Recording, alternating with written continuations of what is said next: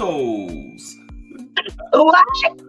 I said I was trying to do an introduction, and you're like, I'm on the other side, and just like right in the middle of the introduction as we go live. I can't fix that until we're live. Do it again. 3, 2, 1. You ruined the moment. It was a moment Freaking thing.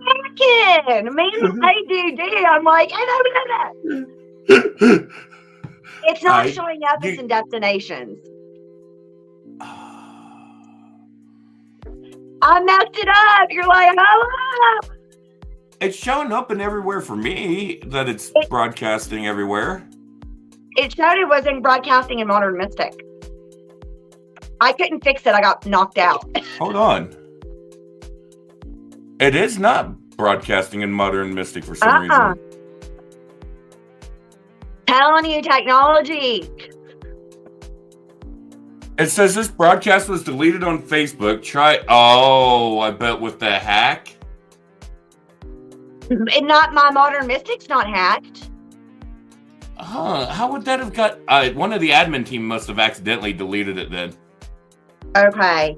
I wonder. I don't know that I can add it back in. I'm gonna just go share it or try to. But I'm having. Oh no, my page isn't loading. Hold on, I can do it. Let me just go grab it from. Because it's the Modern Mystic group. It's not shown to. Oh wait, there we go. Why was it deleted? It shouldn't have been deleted. There's some weird stuff happening. Hey everybody, sorry I messed Josh up with his intro. Yes. Hold on. Can you hear that?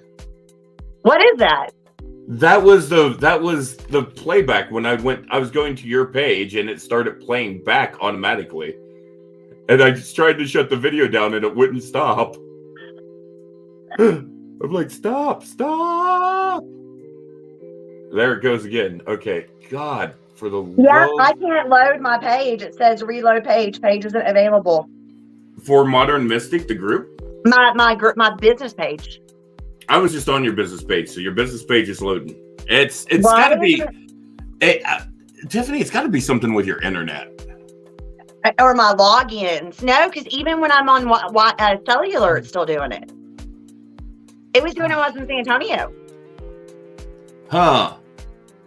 Yeah. And I've already gone through a bunch of chats of Facebook, so. I don't get that because it's not bringing it. Because I see it. It's right there. It's up. It's going. It's showing nothing for me. It's showing no info. It's saying add all this information about me. It's not even showing. Is it showing my posts and stuff? Does it have my info about info? Hold on. You're asking a bunch of questions and I'm in the middle of trying to do something else. You're hitting me with too much at once. Overload. Yes, hi Sunday. Sunday, I love you. Yes, I'm alive. I needed to message you today. I love you. Sunday is my best friend from when I was like 15, forever. Yeah, everything's there on your about. It's got your webpage of Tiffany Klepper at .com. You've got a 5.0 rating with 37. Oh, that is so weird. It like everything. Like I even went onto the business aspect of it and looked from the meta side, and you're still on there as an admin with full control, and I'm on as an admin with partial control. Okay, good. Which is how it was. I mean, if you want to take me to full control, I think the only thing that it does is gives me access to the financial aspects of it, which I don't mess with anyways. Well, if I get locked out, then I can go in and get that and pull that out into an account. Maybe that's while I'm thinking about it. Okay. Because I'm getting locked out of Instagram now. I don't know what's happening, y'all. I'm having some issues. We should probably get Susan on it too, so that you've got kind of a double redundancy. I've sent her an invite. Yeah, that way if they kick one of, like, if they get to like you and say me before they get to her, then, there's still someone that can attempt to grab everything and recover before we have to go through that whole process. And all those scammers, so they keep popping up. I'm getting hit. Yeah, guys, this is what's been going on in our world today.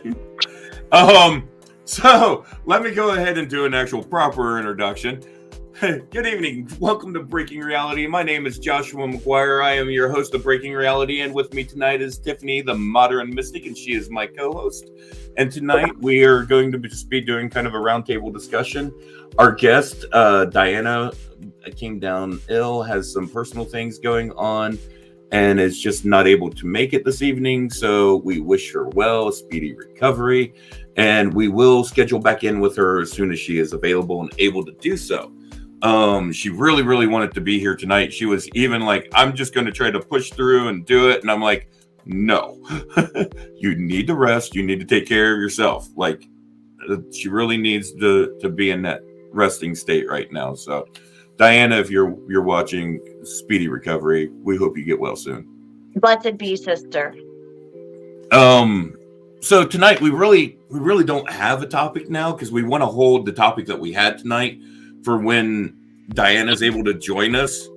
That way that we're covering all this information together at the same time, instead of like us having a conversation and then going back in a couple of weeks and having another conversation that's pretty much the same thing.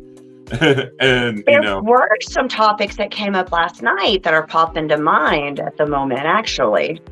Feel free to bring any of them up. Well, we were talking about kind of that religiosity within segments of, like, with New Age community. I love New Age. I very much, a lot of it resonates. I had considered myself New Age for a long time, but there's an ableism there that really turned me away, and that's what I think we talk about. I think we had this conversation after we went off air last night. I think this was part of you and me just hanging out and chit-chatting and talking.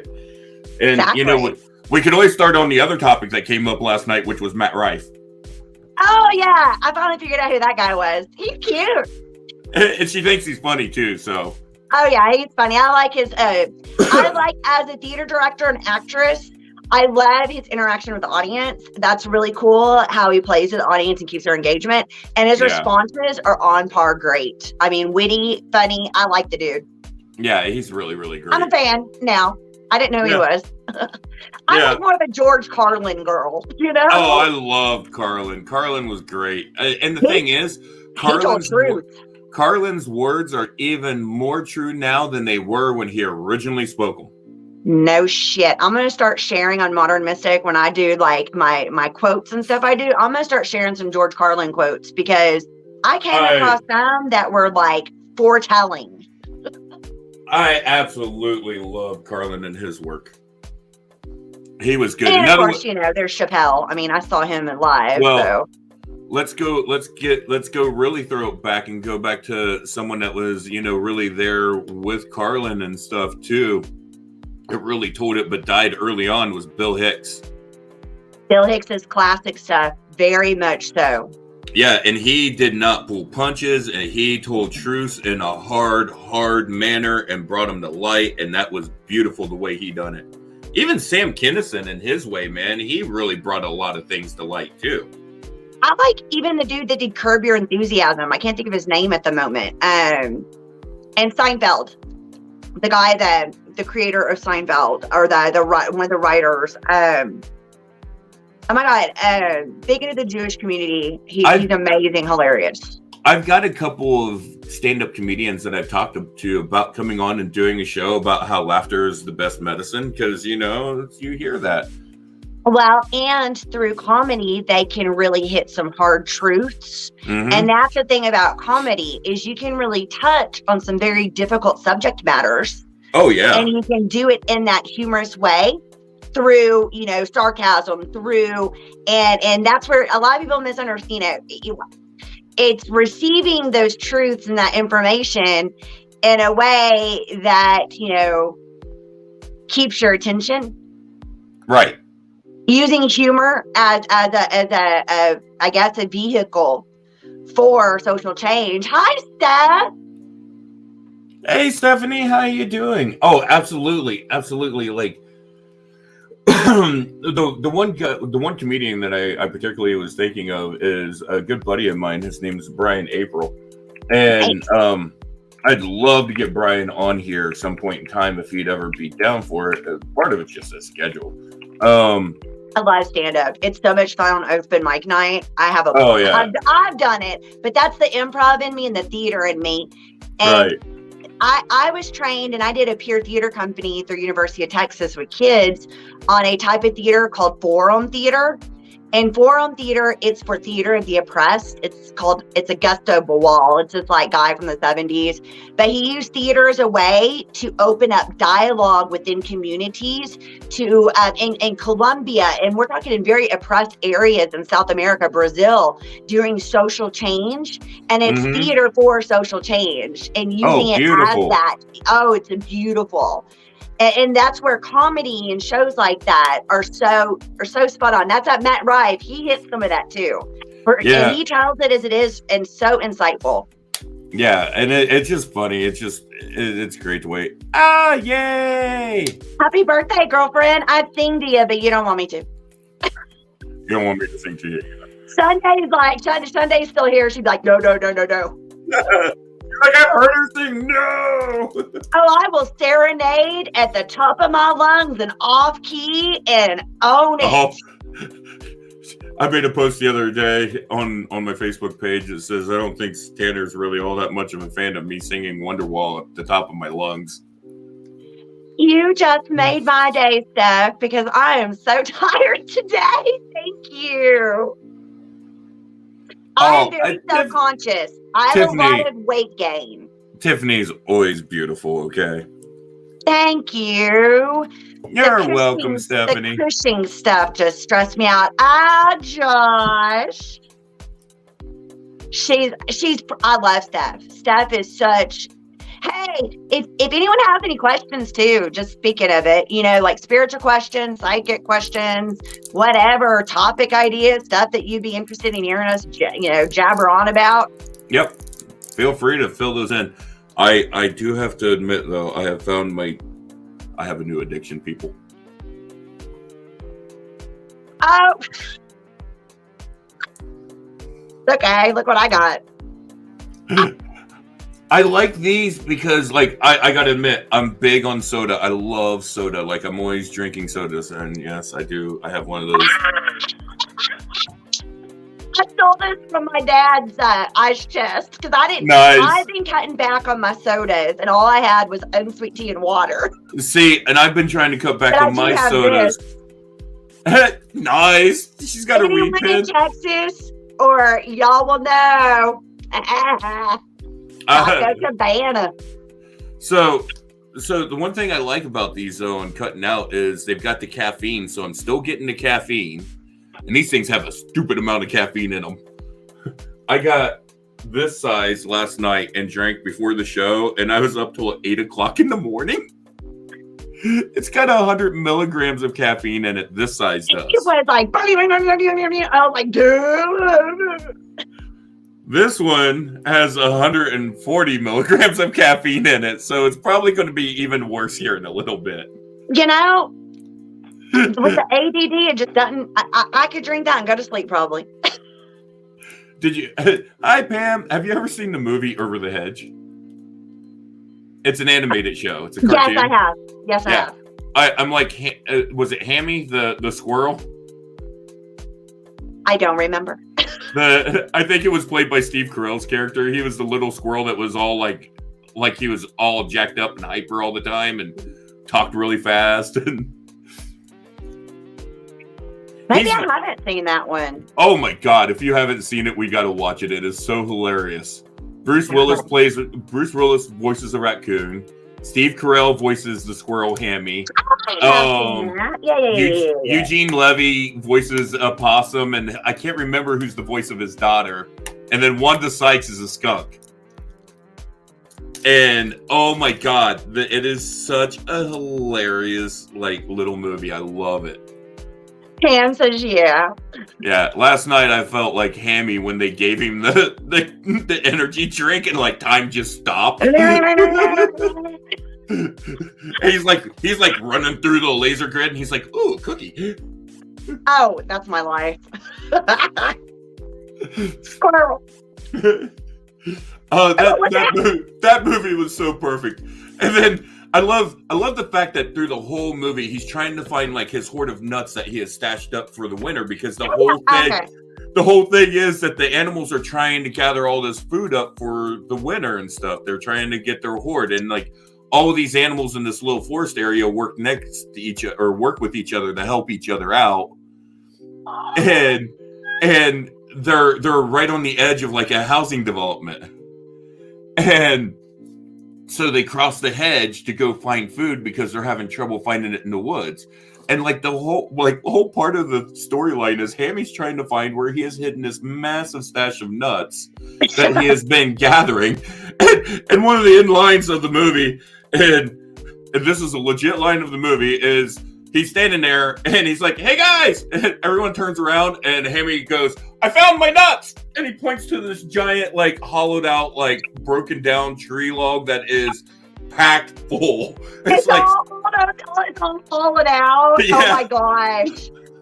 That would be like me when I find something. I'm like, there it is. And it's like, how could you miss that?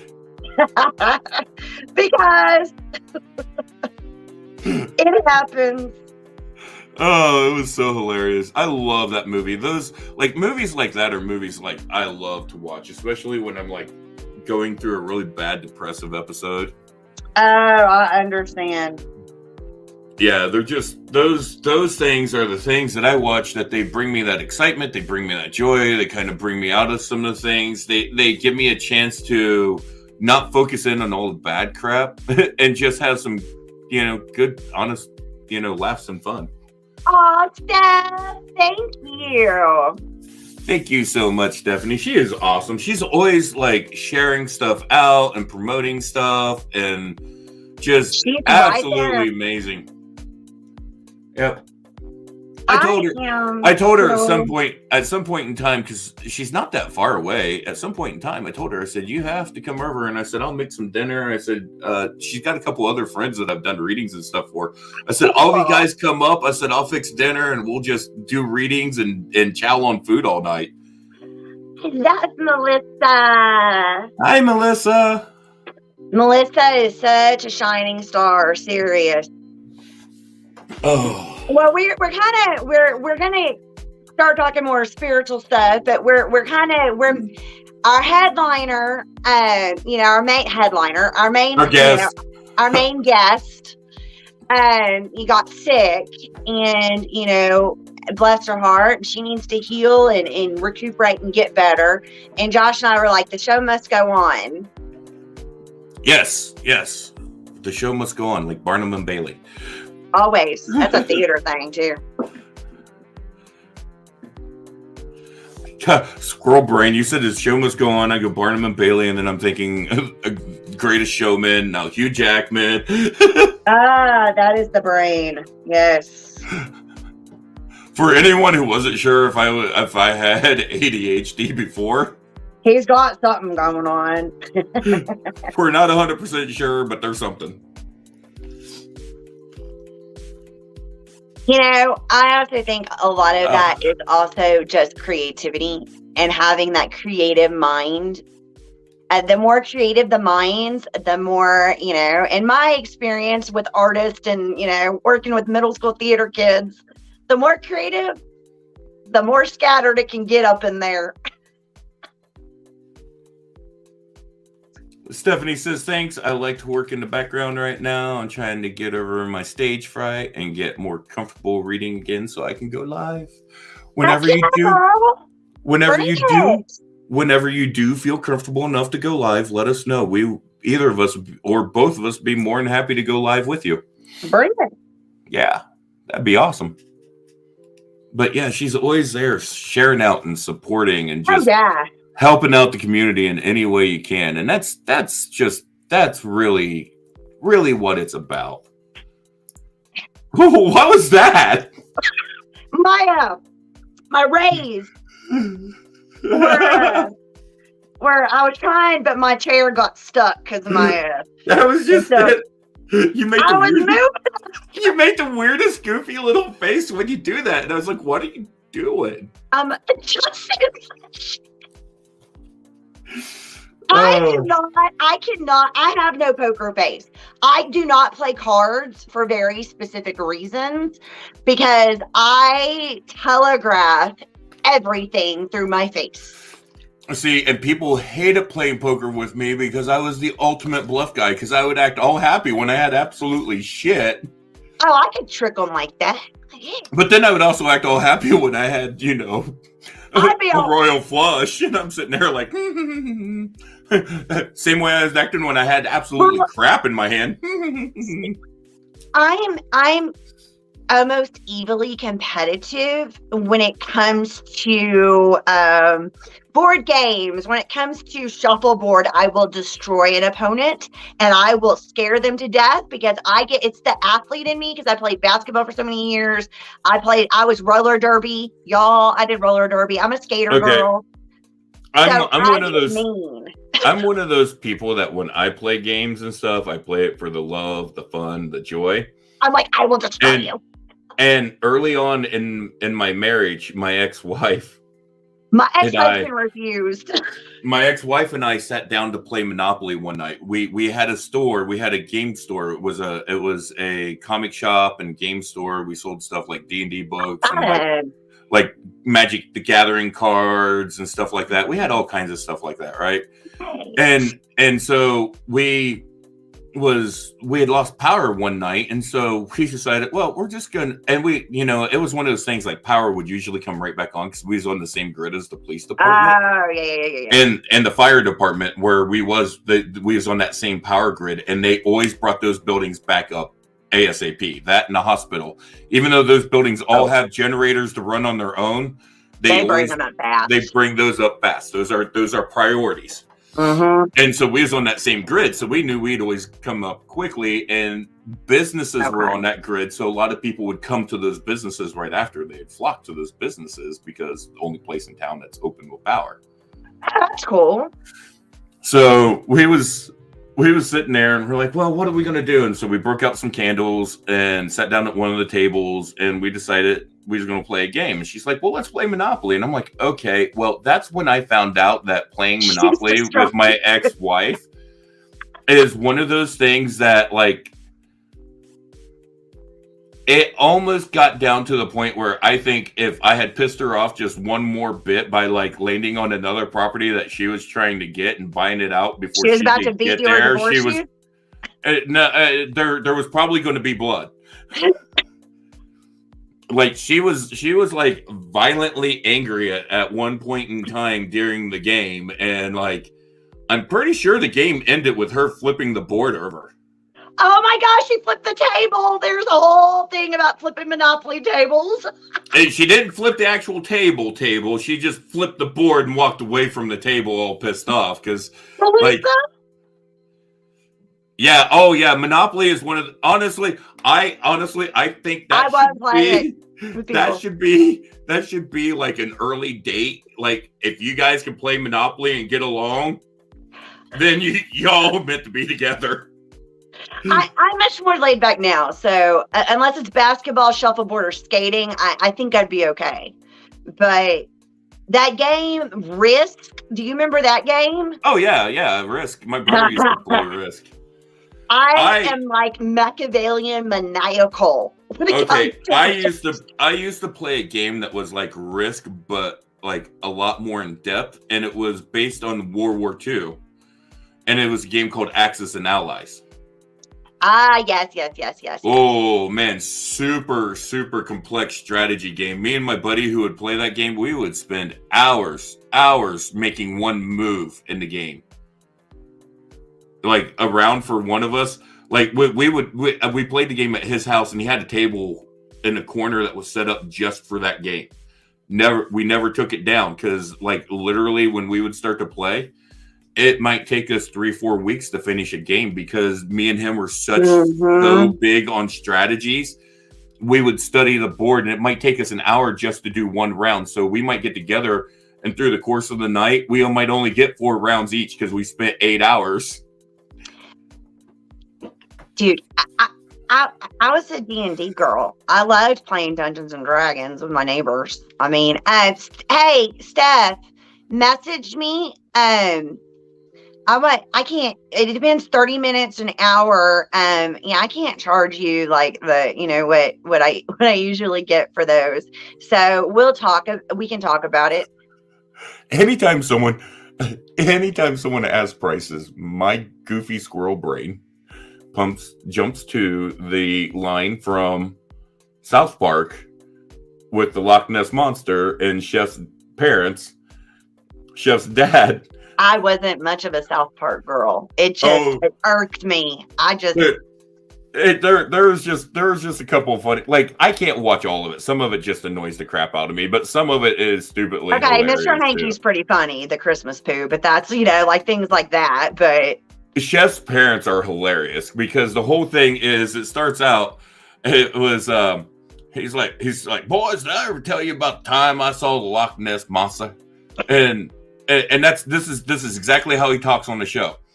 And he's like, they go into this whole deal, and he starts telling this story about the Loch Ness Monster, and Chef's mom's sitting there too, and she's like, yeah, and he asked me for $3.50. He said, I told that Loch Ness Monster, you ain't getting no tree fitty. He said $3.50 instead of $3.50. He said, you ain't getting no. You didn't get no tree fitty. Yeah. Oh, yeah. Very, very, very southern accent. Very southern accent. That's South. And he's like, you ain't getting. Because I heard $3.50 when you said it. Yeah. He said, I ain't giving you no tree fitty. And she like, well, I gave him $1 once. He's like, that's why that damn Loch Ness Monster keep coming back around. You don't give it $1, now I think you're gonna get more. I'm thinking, Steph, if you want, for the aura reading aspect, I can tap in astrally and do it. Or if you want, if you can take a picture, no filters, good lighting, like in a bathroom or somewhere in front of a white door or background, and make sure it gets like around your crown area and around your body a little bit for me, up against the white, I can usually clairvoyantly see and pick up your main colors. So if you want to do that, send me a picture like that. On that subject, it's really interesting. I was talking to a friend of mine, and she can see auras and stuff on people really well. And so we was talking about this, and she's like, my daughter came up to me recently, and she's like, well, she heard us having this conversation. Actually, is how it went down. Was her daughter heard us having this conversation? This driving me nuts. But her daughter came up and is like, hey, what do you mean about like seeing colors? She's like, I've seen them a whole life. I get it. No, the whole thing is her daughter came up and she's like, what are you guys talking about seeing colors? She goes, can't everybody do that? Nope. It took me forever to realize people couldn't see them either. Yeah. And we're like, no. And she's like, oh, well then like, so like, yeah. Why do I see them? And that was the conversation, baby. That was the conversation starting for her. She's like, oh, so everybody can't do this? Then, nope. And she's like, why can I do it? And I'm like, well, your mother can do it really strong, and she's really powerful, and that just passed down. And honestly, in that bloodline, and that maternal bloodline, and it's through the women in that line. Her mom can do it, her grandmother can do it, and I bet if you go on back, great grandmother and so on, all of them can do it. See, it wasn't. I don't know. Like I'm kind of an anomaly. I think that in my family line, kind of like, like on that, like we're talking about religious aspect stuff, a lot of that would have been shushed. In that Bible Belt area, and that's when I started telling people their colors and stuff. When I was little, I would, I was talking to spirit girls, I freaked my mom out because my spirit girl was changing the channel, and I was like, Mom, we're arguing over Saturday morning cartoons. I was like 4, or 3 arguing because I still had very clear sight at that time. And then I was taught not to do that. I was told not to talk to people about it. I got in trouble. Yep. And I shut it down. You know, the empathy, the clairsentience did not shut down on me. It turned down some because I was punished for being too sensitive. And that's what happens all the time. And that's what happens to a lot of kids. Like, a lot of kids have abilities and powers when they're born, and they grow up with these things, and then they're told, oh, don't do that, that's wrong, you're not supposed to do that, don't tell anyone. And they make it this such demonized thing. It's a shame thing too. I had to really work around that. Instead of going, okay, hey, why don't I work with you and teach you how to handle these things, to use these gifts, to use these skills, to use these abilities. They don't see them as gifts, though. They see them as wrong. Right. There's something wrong with their child. Because they're looking at things through a lens of someone who's wanting to control. Yeah. Well, and the fear of like witchcraft, the fear of all of that stuff in that right, that Southern Baptist stuff, not even Southern Baptist. It goes through pretty much all of Christianity. Because even in the extremes of Christianity, like the Pentecostal and the full gospel non-denominational stuff that I came out of, like they get into like laying on the hands for pray for healing and casting out demons and all that stuff. They believe in these abilities, but by God, you talk about something magical or metaphysical, and you are the demon. You are filled with demon spawn. You are evil. And I'm like, how in the hell is what you do? Do as I say, not as I do. Yeah, any different than what I do? Look at this. She has a good point. Information was not prevalent then. Like, I'm 1980.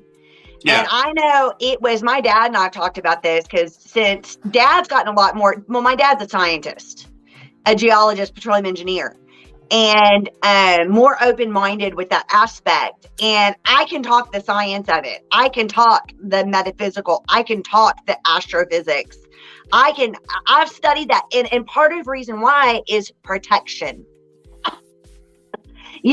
Arm yourself with knowledge, because when I started stepping out more into who I was, I needed to have, like, I've read so many Gnostic Bible, Christianity. I've read all the different versions, basically. Pam nailed it right here, though, too, because. My generation. Yeah, see, we got to talking about this a little bit last night when I got into.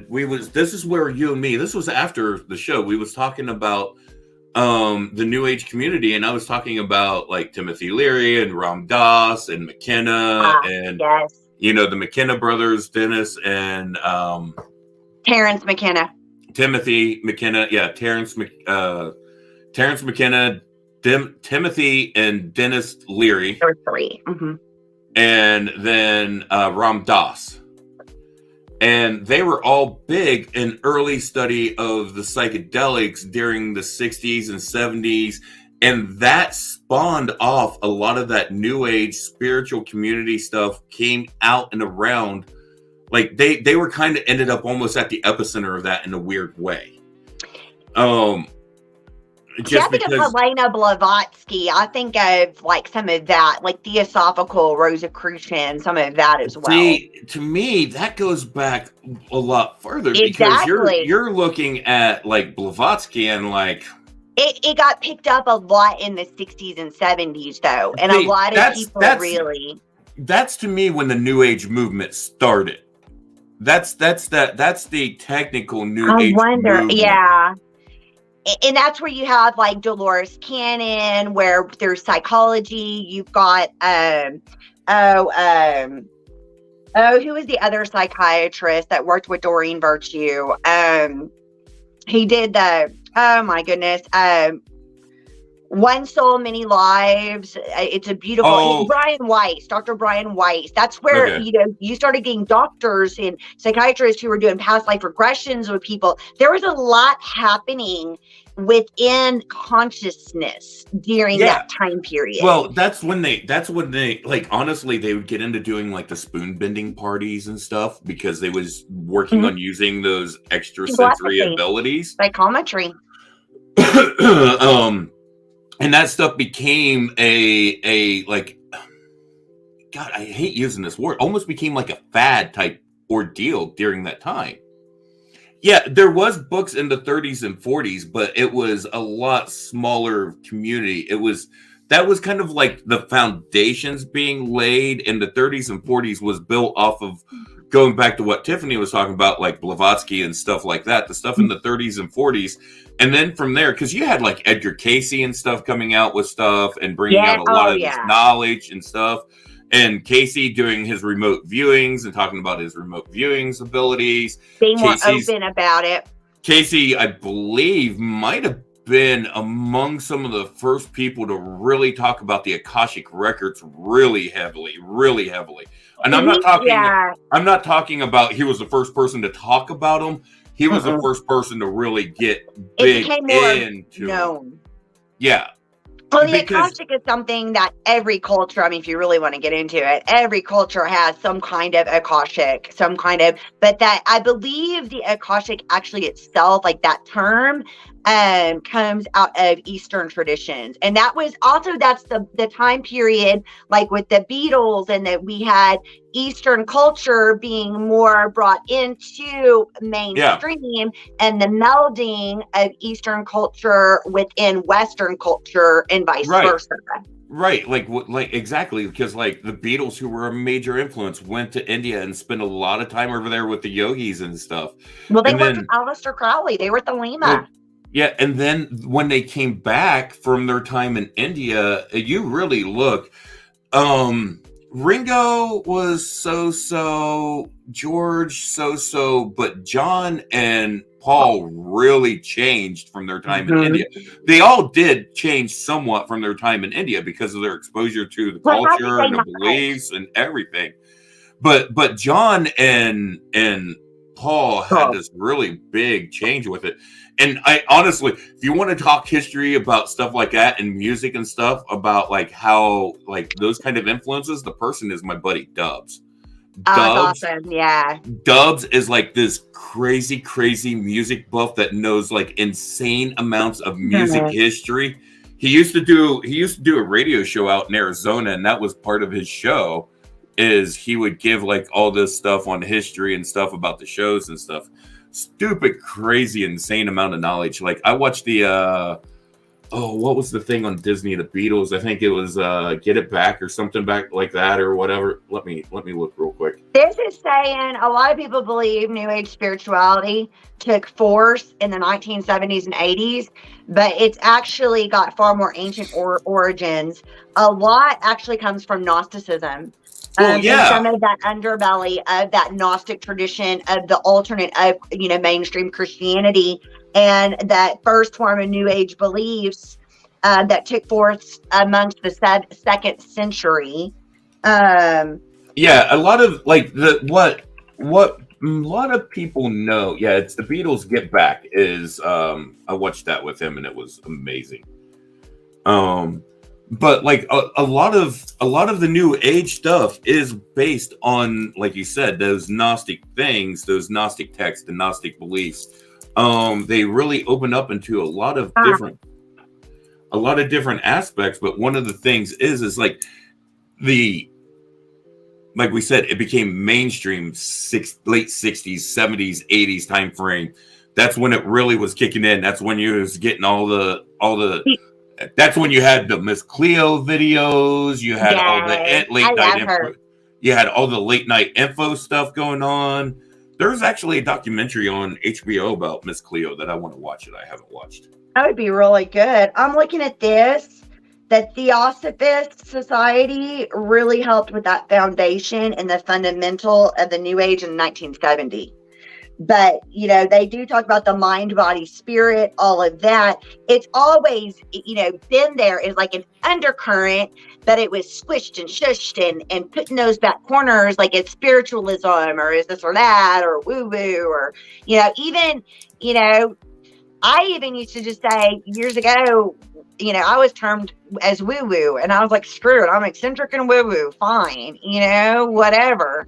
I was doing spells and witchy woo woo stuff without even realizing it was spells and witchy woo woo stuff. And it was just, and I had past life memories. I had flashbacks as a kid I couldn't talk about. I mean, I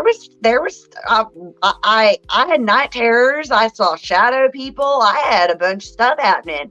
And, it was just so shushed. And I'm wondering, though, like Dolores Cannon and some of them see it as like, like I know I'm indigo, and as are you, and it's like, but I mean, it's like, Squirrel brain I again, believe sorry. these are abilities and stuff that we've always had. It's just, I don't know. What do you think? Do you think it's innate? I mean, I believe it is. I believe everyone has abilities. They just need to tune into it. But the degree of and their openness to do so is a big part of it. I think we all have abilities in different ways, different shapes, different forms. Intuition. Yeah, and some of our abilities and some of the things, like you said, certain people are going to be stronger. Like, some people are going to be stronger in doing like aura readings because that's really their niche. That's their thing. Some people are going to be better at doing, interpretations of cards and readings and divination because that's their thing. Some people might be better in doing dream interpretations. Different aspects on where different people are at. That's it. It's acceptance. That was yeah. the thing during my Kundalini awakening back in 2010. I had been dragging my feet. I was already diagnosed with lupus and fibro, but I was hanging in there teaching theater. I was doing the career world. I was married. My, ex-husband was getting his master's to be a principal. But there was this part of me that got to the point to where, like, when I was learning to teach yoga to my theater kids and I was meditating, I always had crystals. I've always collected crystals. My dad's a geologist. I've always felt their energy. I just didn't talk about it. But then all of a sudden it was like, I was plugged in. That electrical charge went up from the base of my spine up through the top of my damn head in that yoga instructor class, and the whole world went sideways on me. And I was seeing like reality over reality. I was worried I was having a psychotic break. And I found my mentor, and it was one day after school with the middle school kids feeling all their damn feels, and my empath abilities were full blown again. And I was like, ah. And I started driving, and I just knew where to go. And I ended up at this store called, I can't think of it now. It's a bookstore, Spiritual Center. I'll think of it in a minute, in San Antonio. And I walk in, and there's this little bitty lady standing there, and she looked at me and she said, "Hello, girl." And I was like, "Help." And she became my Reiki master, my mentor, my teacher. I've done tarot since I was 16. I've always been drawn. And that's where it's like, is that a soul thing too? Or is that, it's like soul memory, genetic memory. Oh, no. I think it is. I think it's straight up soul stuff, because I think that the gifts and abilities that you have, I think those abilities are something you carry in every lifetime. They are. I've been persecuted in past lives for them. Right. For the same set of abilities, the same skill set, right? I have wounds. Yeah. And I believe that we carry those. That's our skill. That's our gift. That's our abilities. That's what we take with us. We carry that lifetime to lifetime to lifetime. That makes sense. And part of what we're doing is we're learning each lifetime how to harness these abilities, how to step into that authenticity, how to hone these skills, how to take them to different levels, how to perfect our craft is what we're doing. Bye, Stephanie. Have a good night. Thank you for stopping by. Okay, you and I differ on something, and I'm going to ask you. Okay. All right. I know that I feel to the depths of my being, you know, and I monitor the Schumann, there is a shift in consciousness, awareness, and we know that. A global, and that you've got alternate sides for different reasons, you know, trying to prevent it from happening, you know, and the indigos, you know, we're, you know, or star seeds or earth, whatever you want to call yourself, okay? But light workers, healers, shamans, druids, witches, we are now at a time in this epic, because I believe there's prior civilizations of human history, like the Mayan calendar.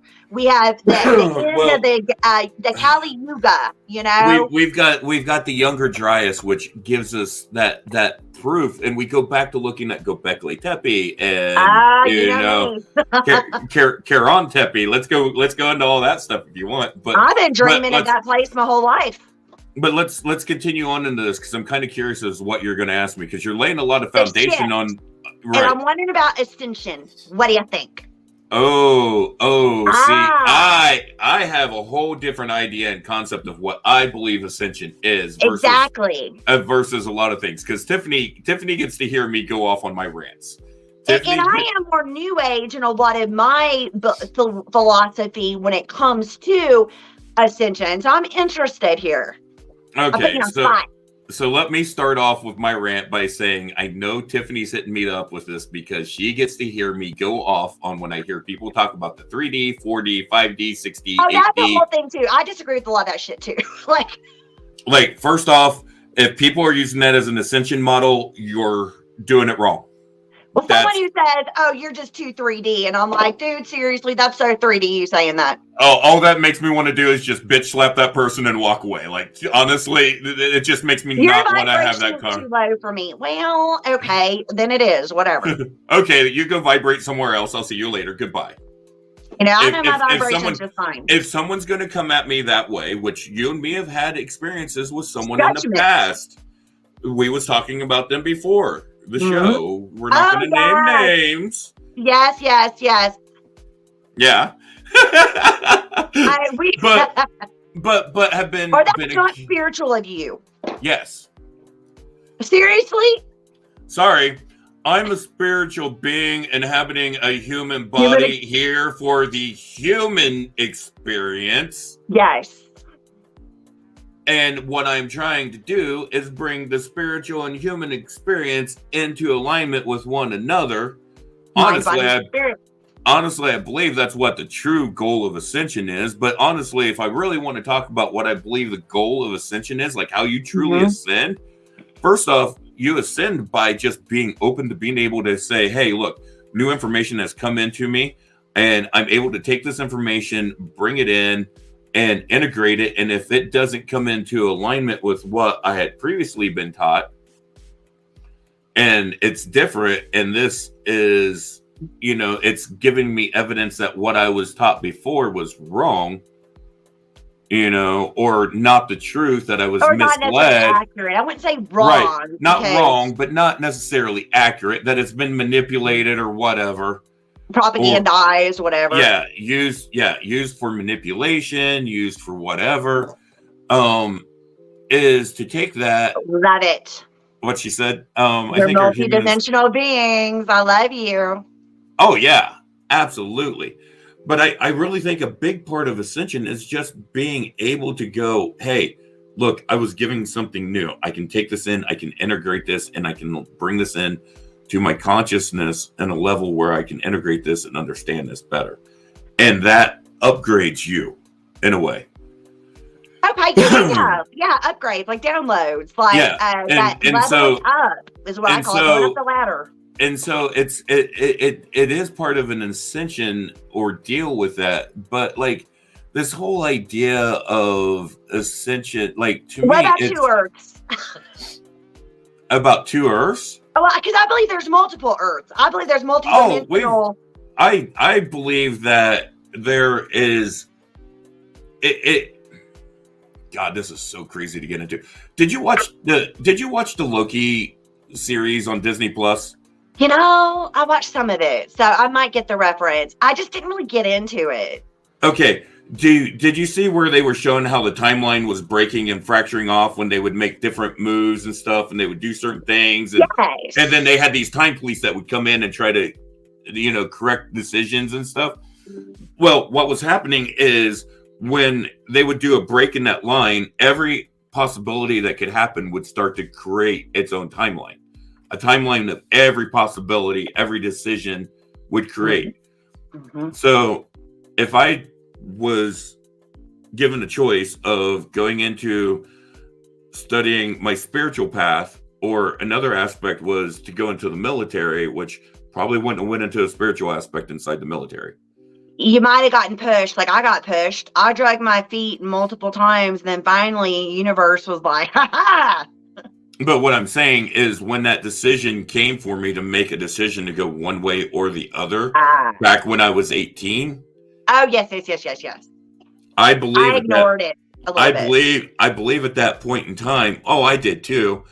But I believe at that point in time, when I made a decision not to do one path, that it was created in another dimension, another realm, that a version of me followed that path.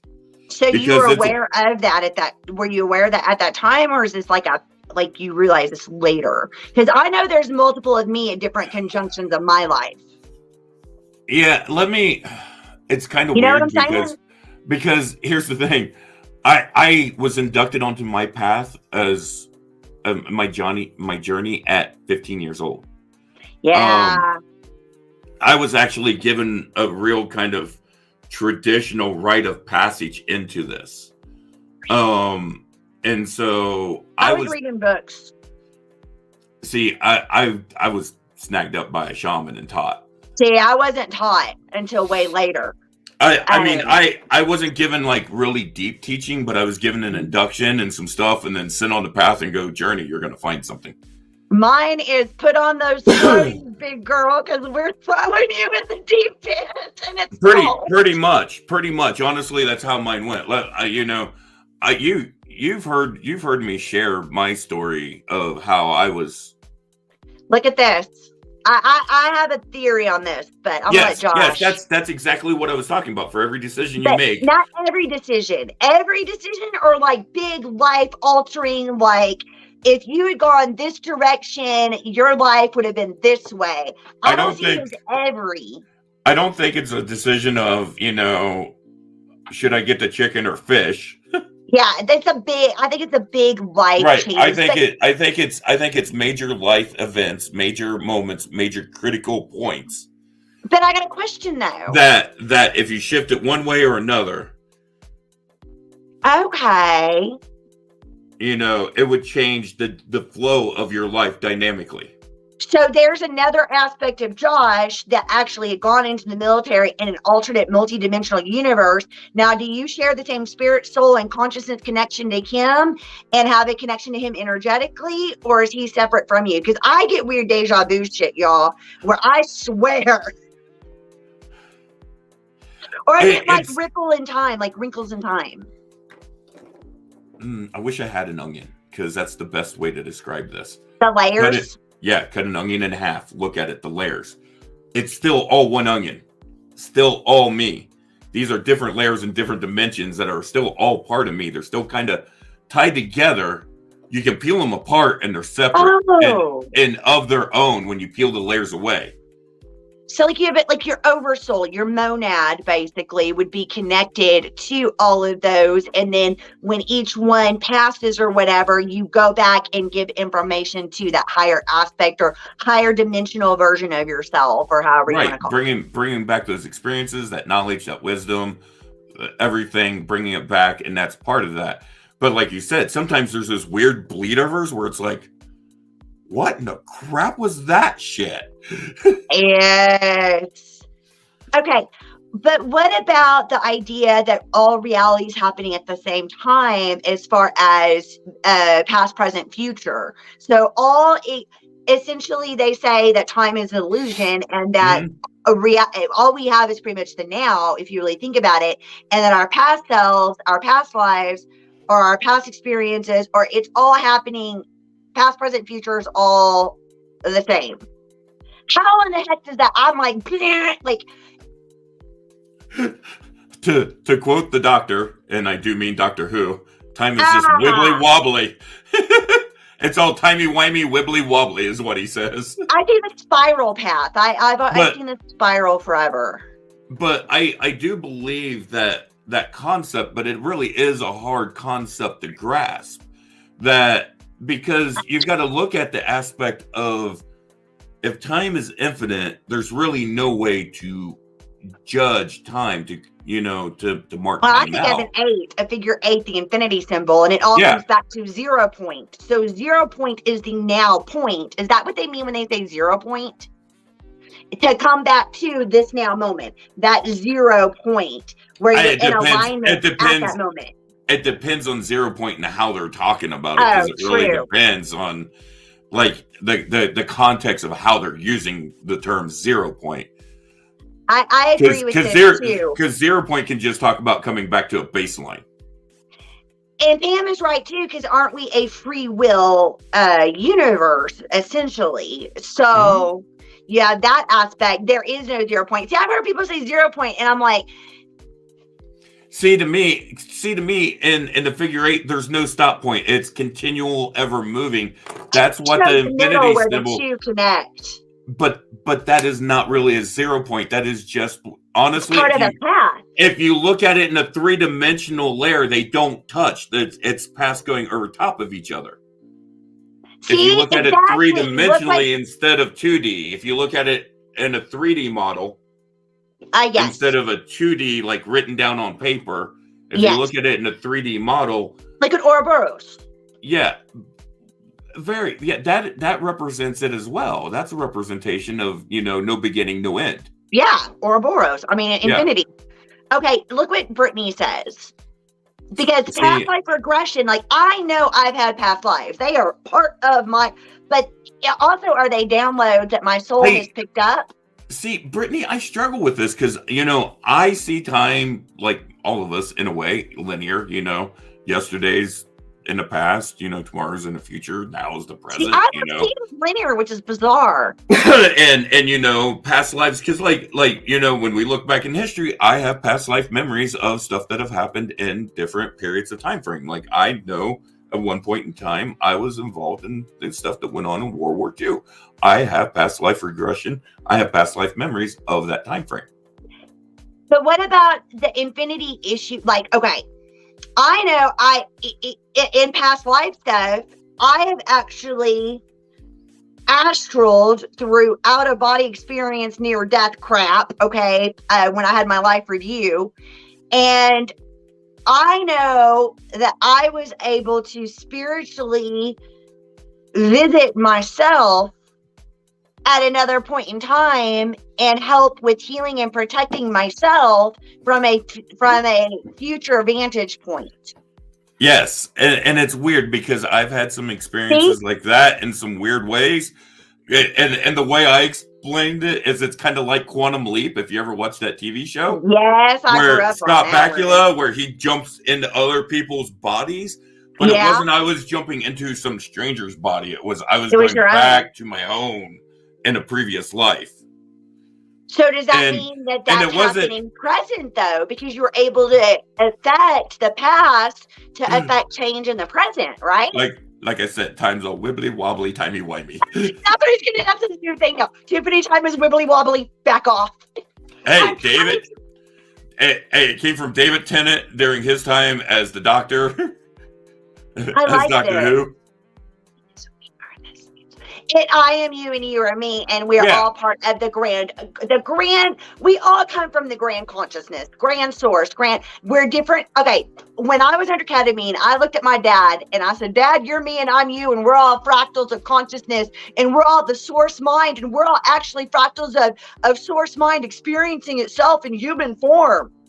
And Dad was like, well, let me see. Let me clarify this with Brittany and make sure I'm getting this right. So I want to make sure Brittany's talking about like the infinity is that we're the same soul throughout all time. So that means that the soul that is me, that is Joshua McGuire right now, is the same soul. It doesn't change. That is in all my lifetimes. Every lifetime, it's this soul It's that energy. It's that soul that's living. Aspects up, yes. Right. That body doesn't matter. No, It's that it's a vessel. soul. Right. Well, but genetic bloodline does matter, I think, in some instances. I really feel our souls, some of us do incarnate into specific lineages for reasons. Right. Right. Because there are powers in certain bloodlines. That is things that we see, that certain bloodlines have certain abilities, certain powers, certain gifts, certain things that are within bloodlines. And so souls are placed within those bloodlines to enhance those gifts or to work with those gifts, or maybe that line has started to go corrupt and they need someone to bring it back into balance, to come in and be the ancestral cleanser, the karmic cleanser. That makes sense too. Right, because I do believe that there are some of us that are souls that are sent in specifically to go through for specific reasons.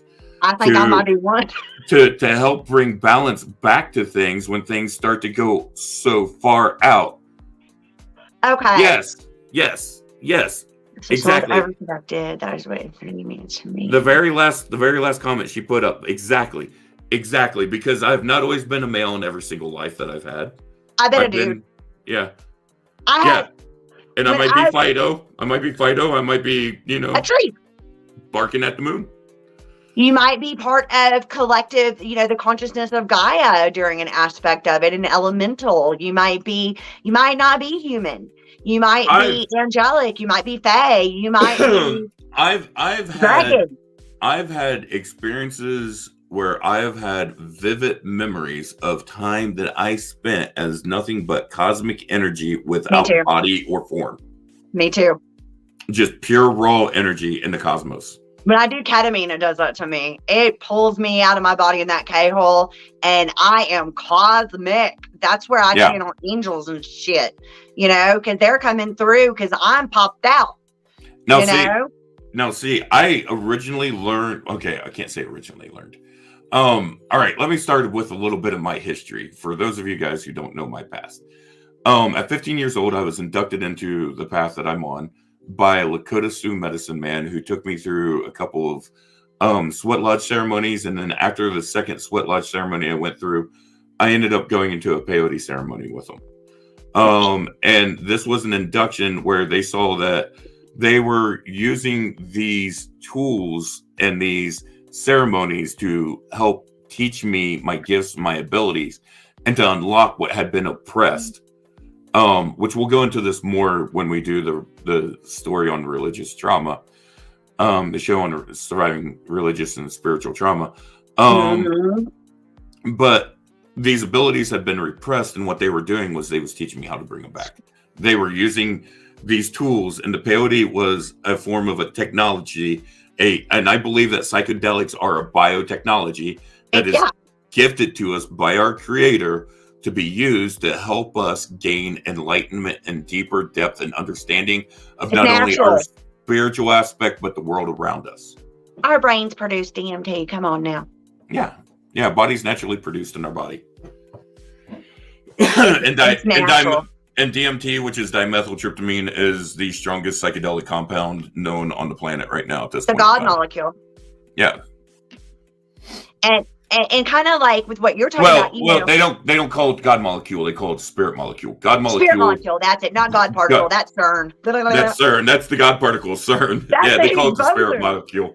Yeah, that's a whole different other story that we can go into. Get me into that one. There's some more Mandelas we can talk about. I'm serious. I've got my dad as a believer on Mandela. Seriously, there's some shizness happening. There's some new ones. Well, see, and that plays into everything that we're talking about with, the layers and stuff. I believe some of that goes on where we're getting the bleedovers. Yeah, the Mandela effect. Well, I believe some of it is bleed over, and I believe some of it is where dimensions are collapsing in and on one another. So what existed in one, like they're merging. There's this great kid on TikTok that talks about that exact thing. And he's like 12. You want to know the funny thing? Oh God, I'm such a geeky nerd. Okay, like I'm huge into comics and everything. the Marvel Universe done a storyline not too long ago because they had these separate dimensions that had different characters in all of them. And they done a thing where they had all these dimensions collide and basically collapse in on each other into one. And so there was mergers where people were like different, like, you know, the Punisher was different in one versus the other. And so when the two merged, it was which one becomes the dominant in the new realm.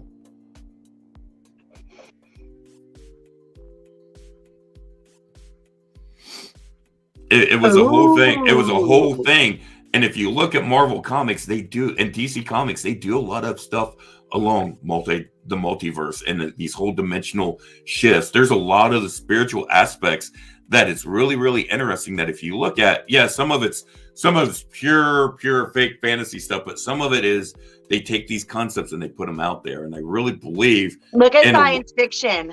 And I really believe in a way what they're doing is they're trying to prepare people for the actual truth coming out when they're ready. They start putting these things in pop culture. Look at everything that's been going on with the Marvel Cinematic Universe.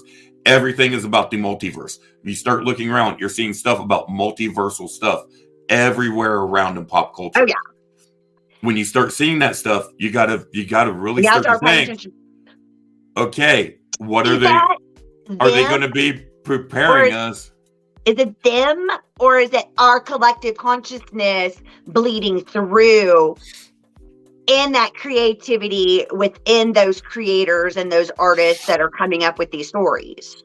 I think what it is there is, it could be, or is that it them? It could be some cabal or whatever is preparing things. Yeah, I know what you're illuminating to. Illuminating to? Yes. What you're trying to shine a light on the eye of. The eye of. I get where you're going with this. The Illuminati, okay? I'll just say it. I'm not scared. Is it like that? Or is it like humanity is just like, getting messages from the universe? Well, what I believe that it is it's, I think part of it is there's people that are trying to show the tiger. What I believe it is I believe that there's people in control that know that these exist, that these multi-dimensions exist. They have seen them. They know they're there. They know that this is there. The secret teachings. But the human consciousness as a whole is starting to realize things. And I think people are starting to bring these subjects up and they're getting talked about more and they're starting to come out because they've come out of small communities like ours. The tiger is out of the bag. The tiger is out of the bag. Exactly. And these people that are writing comics and stuff are people like us. They're geeks, they're nerds, they're fringe. They look I am a geek. I'm a total nerd. You're a total complete theater geek. I am. Don't get me talking about my conspiracy about Shakespeare and Francis Bacon and the King James Version. Oh, Jesus Christ. And him too. And we can get into Saint Germain on that one.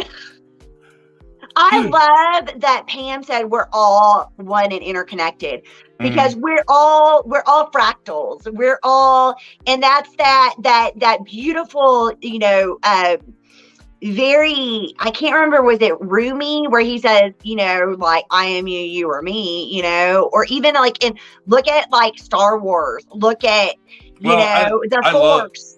I love what Rumi says. One of Rumi's most famous poems was, I went looking for God and found myself. I went looking for myself and found God. Found God.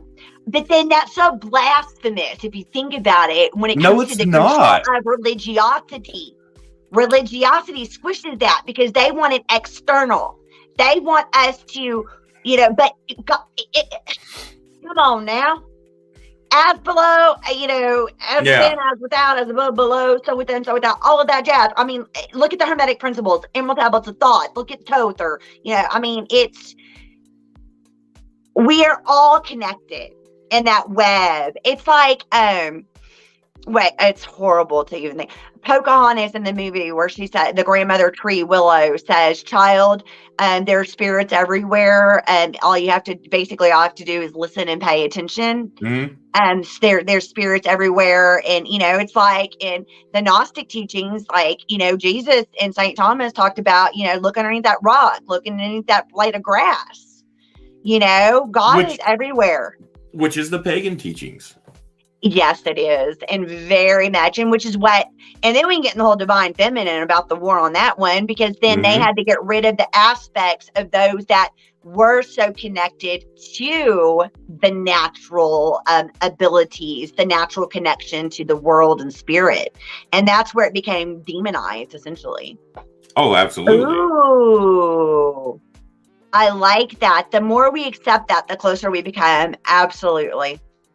That is such wisdom, and then, speaking of like media and stuff, and then, we've got like the Simpsons, like they predicted so much crap. I've like gone back and watched some Simpsons, y'all, to find out what's going to happen.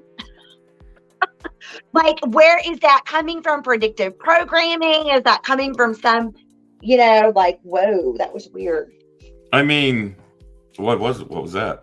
It's strange because, you can look at Nostradamus as like, an old version of The Simpsons. I heard it. It was weird. I heard someone snapping in my left ear, and that's why I looked over. And then I saw out the corner of my eye, like a white mist glow, the way I see spirit sometimes, and it poofed. So I don't know. I've been, ever since Chloe was buttoning on my leg last night, I've been having some serious spiritual stuff. But then, that kind of goes into that idea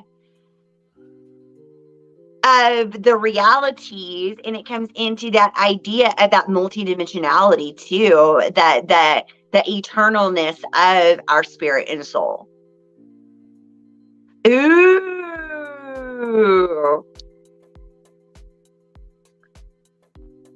Oh, I'm curious as to what this is, because I wasn't privy to this conversation, so I have no idea what this Diana thing is.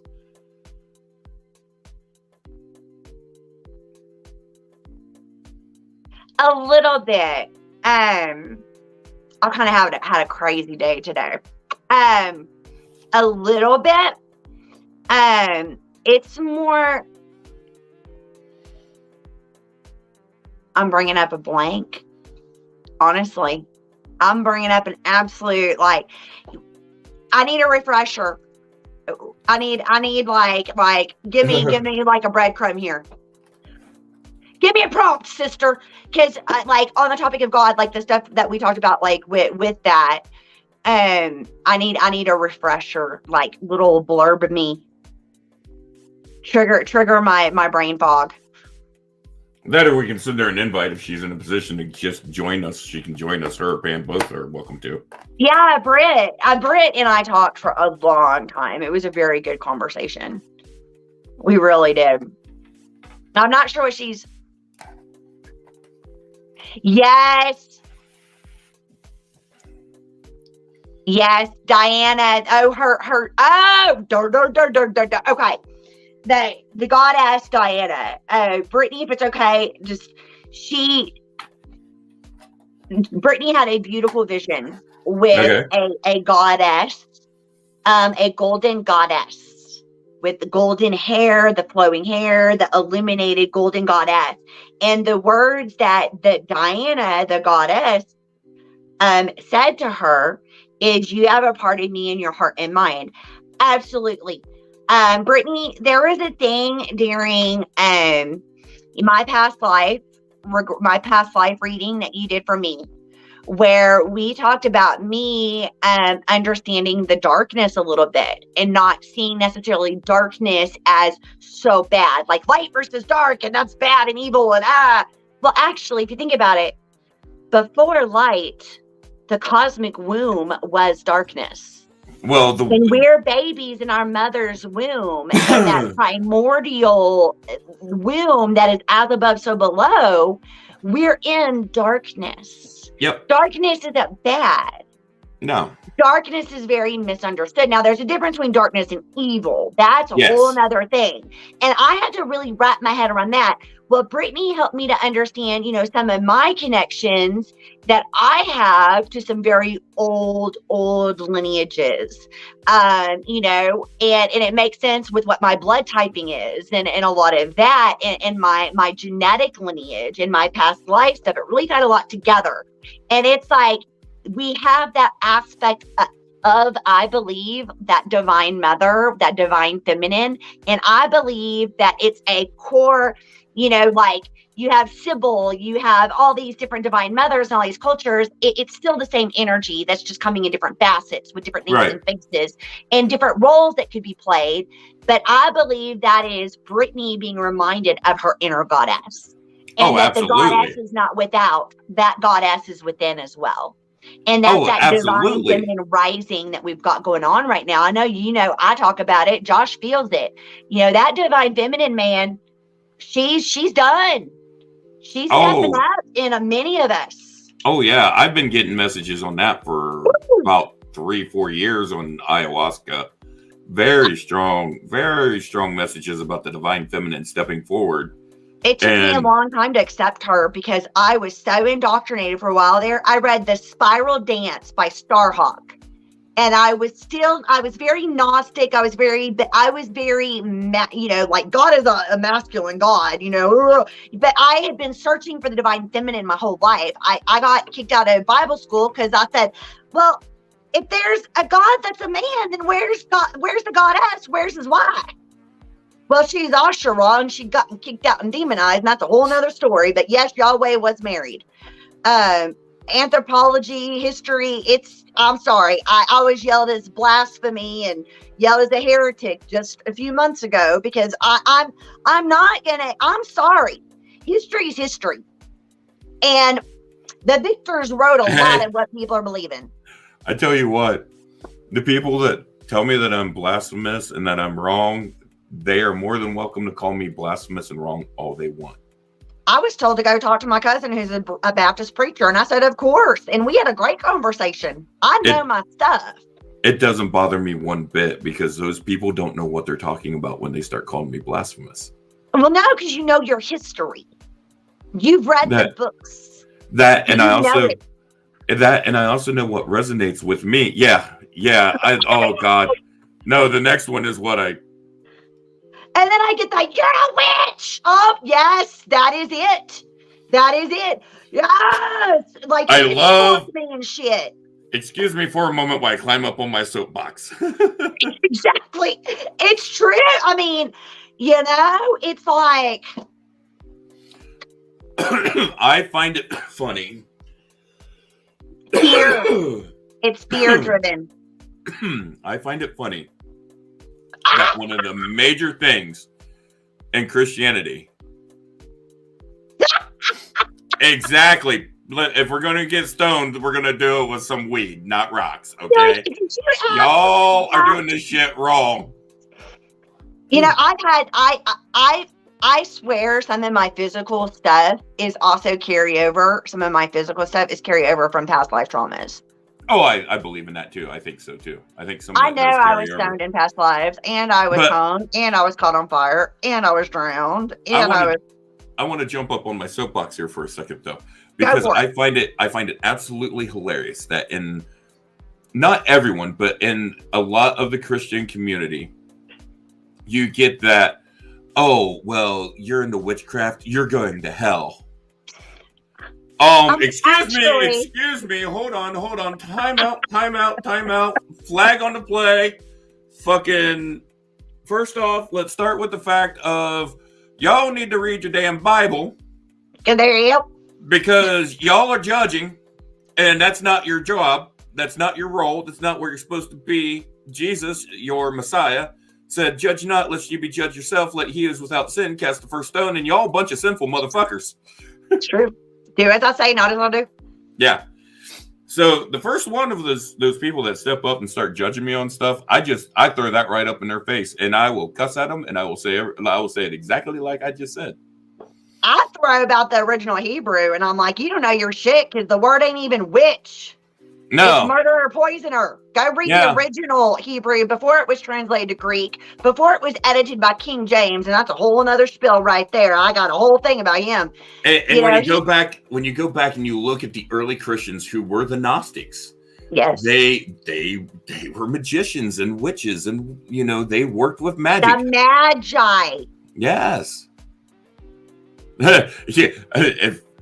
If Brittany's bringing the chocolate, I definitely want some of that chocolate because those are going to be amazing freaking s'mores. It's one of those things of it's an automatic attack, and that's what kind of, I'm going to be honest, it's kind of scaring me about the way some things are going within, to be so, because we've stepped out, we're open. I'm open about, I'm a rainbow. I will fly my rainbow outside my house in support of my rainbow people.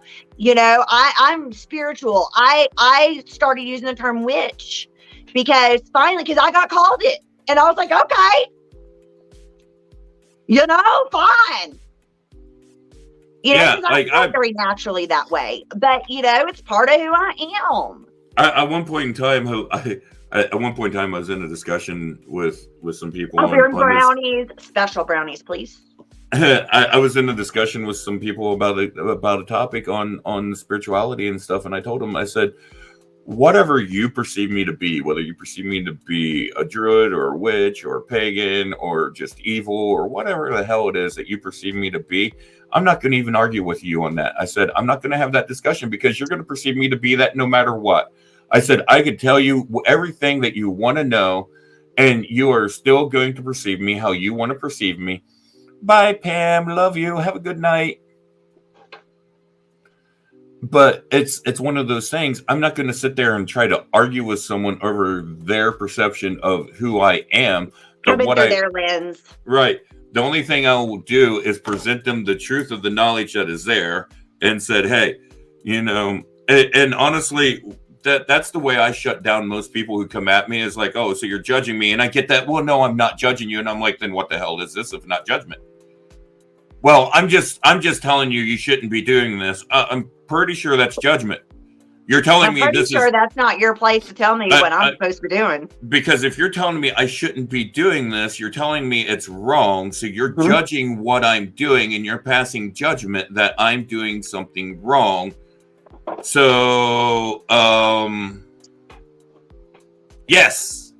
And our ancestors.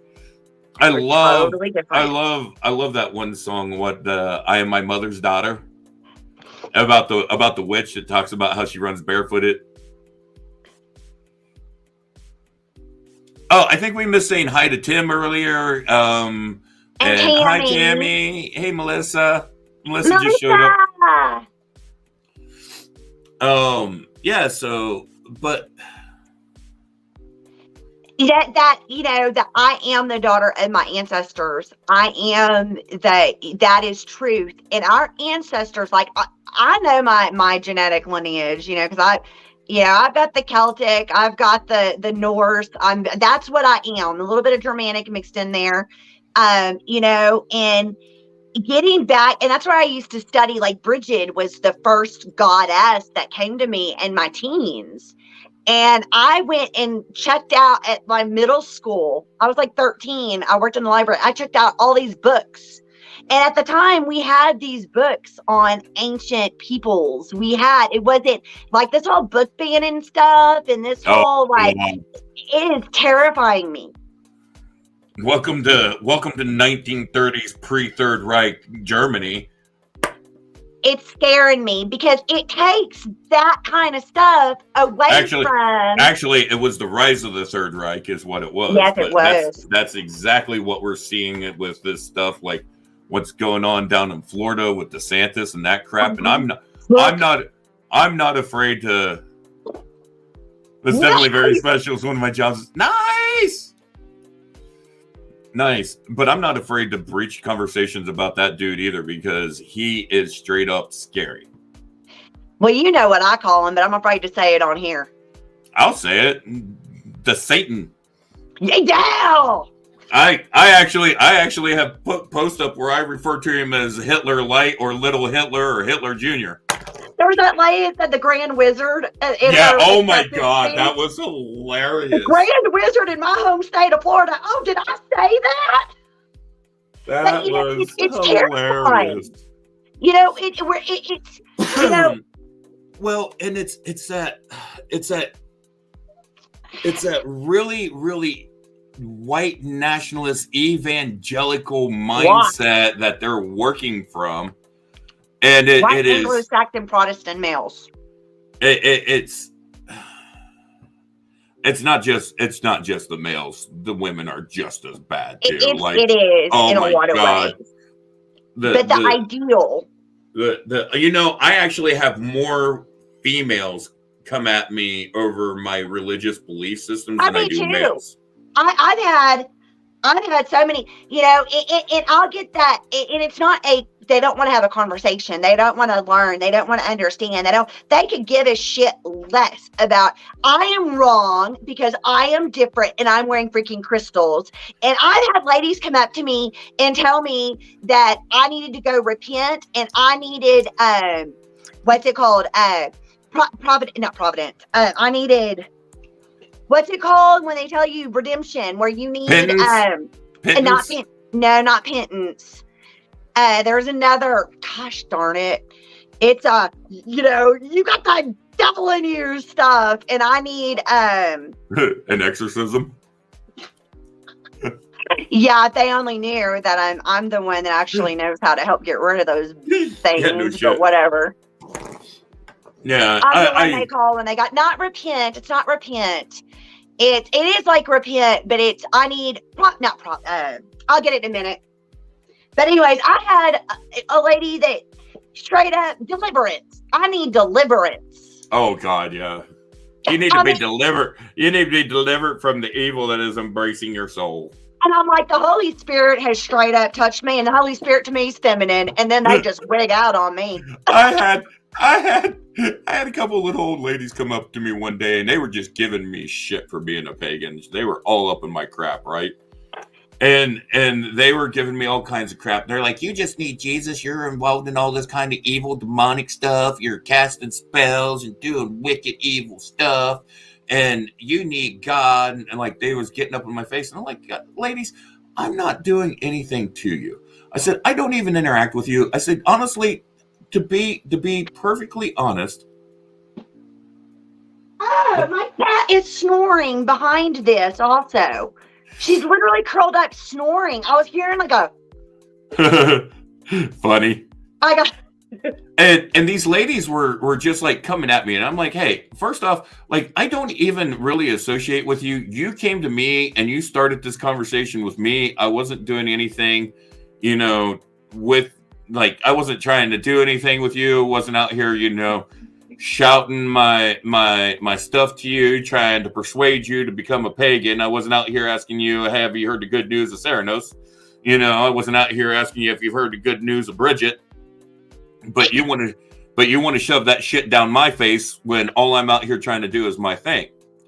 I said, so you're coming to me and you're telling me I do all these evil and wicked things, and you're coming and you're harassing me over these things. So if I really truly am this evil, wicked person, wouldn't you want to not piss me the hell off? I think I have actually said that before. Like, I did. That terrifying. Why in the world are you coming at me? And the one lady's like, well, we're here to try to save your soul. I said, I don't want you to save my soul. My soul doesn't need saved. And I definitely don't need a salvation that you're trying to bring, because your salvation comes with all these sets of rules and regulations, and you can do this, but you can't do this. You got to do exactly what we say, how we say it. That's not salvation. That's imprisonment. Well, each to their own, but it's like, I straight up told the lady, you will, but don't put your shit on everybody else. I straight up told the lady, I said, hey, if you think I'm out here casting spells, I said, maybe you should leave me the hell alone before I cast a spell on you. She goes, well, your spells won't work. She goes, my Lord is more stronger and he's more powerful and he'll protect me. I said, then why the hell are you even worried about me? Leave me alone. That Yahweh do. Don't even get like seriously. If you think that I'm no threat and no issue because your God is more powerful than anything that I can believe in, Melissa called it. then just shut up and leave me alone. Oh, yeah. Oh, God. That's all organized religion is fear-based. You know, and that is something we were talking about New Age earlier, even spirituality. And that is something that is a little bit concerning within that movement and within even the spiritual communities ourselves, is when all of a sudden you have like these gurus, or you have, you know, and I'm like, be your own guru. You know, I will never tell you I'm your guru. I want to share my experiences and try to help people, you know, and I've got some knowledge and wisdom out, you know, that from, you know, but I'm not going to sit there and say I'm above you or you're, you know, there's no condemnation, but there is within that hierarchy. And that's where we were kind of talking about ableism earlier. I have been persecuted within even New Age because I have lupus. I've got fibro. I fight for my life. But I've had people tell me, well, you must have been really bad, or what did you do? You must have bad karma. And I'm like, what? Karma don't work like that anyways. I got good dharma is what I got, because I'm not smacking people. I had, and I've told you about this, I had some guy come up to me, message me on Facebook, was a guest that I was having scheduled for the podcast. This guest never ended up on the podcast, just so you guys know that. But it was a guy I was talking to about having as a guest on the podcast. And we was actually scheduled to do a show, and I had to cancel last minute when I was still dealing with my hernia. My hernia had come out, and I was having to go to the emergency room to get medical treatment to help with the hernia. I had to happened 30 minutes before the show, and I knew I was going to be up there for the rest of the night, because that's just how it goes. And so I was letting him know, hey man, I'm sorry, I'm not going to be able to do this. I got this hernia that's come out. I've got to go to the emergency room, get it dealt with. This guy messages me while I'm sitting in the I've got autoimmune issues as well. He's got lupus and fibro. We're very much similar in that. So I'm sitting there, get a message on my phone. Well, I really feel that you have some uncontrolled anger issues and unresolved anger issues, and that's why you have this hernia, and it's there and it's bothering you. If you resolve these anger issues and get those taken care of, your hernia will go away. And my response was, you don't understand basic fucking medical science. Don't say that shit to me ever fucking again. It's very invalidating. It is. I had someone tell me lupus wasn't real, and I was like, excuse me? I'm sitting in the emergency room with a severe hernia that, if not getting medical treatment, could potentially end up killing me. Absolutely. Severe medical issue. Someone in this community is sitting there trying, not our particular community, but I'm saying in the overall spiritual community, is trying to tell me, oh, well, you don't really need a doctor. The only problem is you need to get your anger issues. And I'm like, motherfucker, you're making my anger issues worse because you're spreading some stupid bullshit. And you're saying some stupid stuff to me right now that is belittling the incident, the ordeal that I am going through, and the severity of what it is. If I did not get medical treatment and that had become an incarcerated bowel, which can cause gangrene, die, and kill me. Yeah, and you can get sepsis and ruptures and all kinds of stuff. I have hernias. I have to pay attention. And so when someone comes up in the spiritual community and says that shit, I just look at them and tell them they're an idiot. I will. I won't pull any blocks. I won't pull any punches. I will straight up call them a fool to their face, because you are belittling what that person is going through. You're belittling the ordeal of what they're going through. Fibromyalgia and lupus and any other, like Crohn's, cancer, any of those things, any autoimmune diseases, any chronic illnesses, mental health issues, any of those things people deal with, those don't come because, my spiritual... you were so bad in your past lives, and this is your punishment. No, mother scratcher.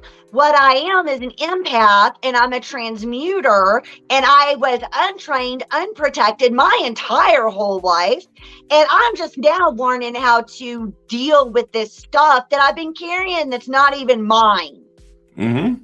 And not to mention, this world is very toxic to us because we are sensitive by nature, because we're a different vibration.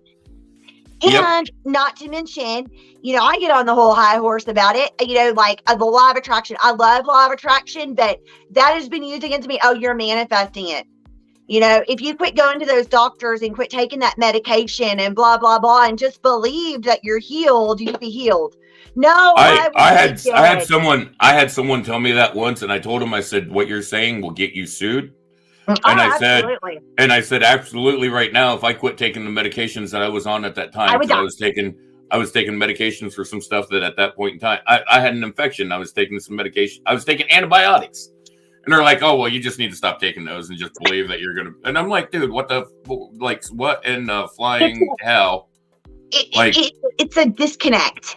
It's because they just have this whole thing.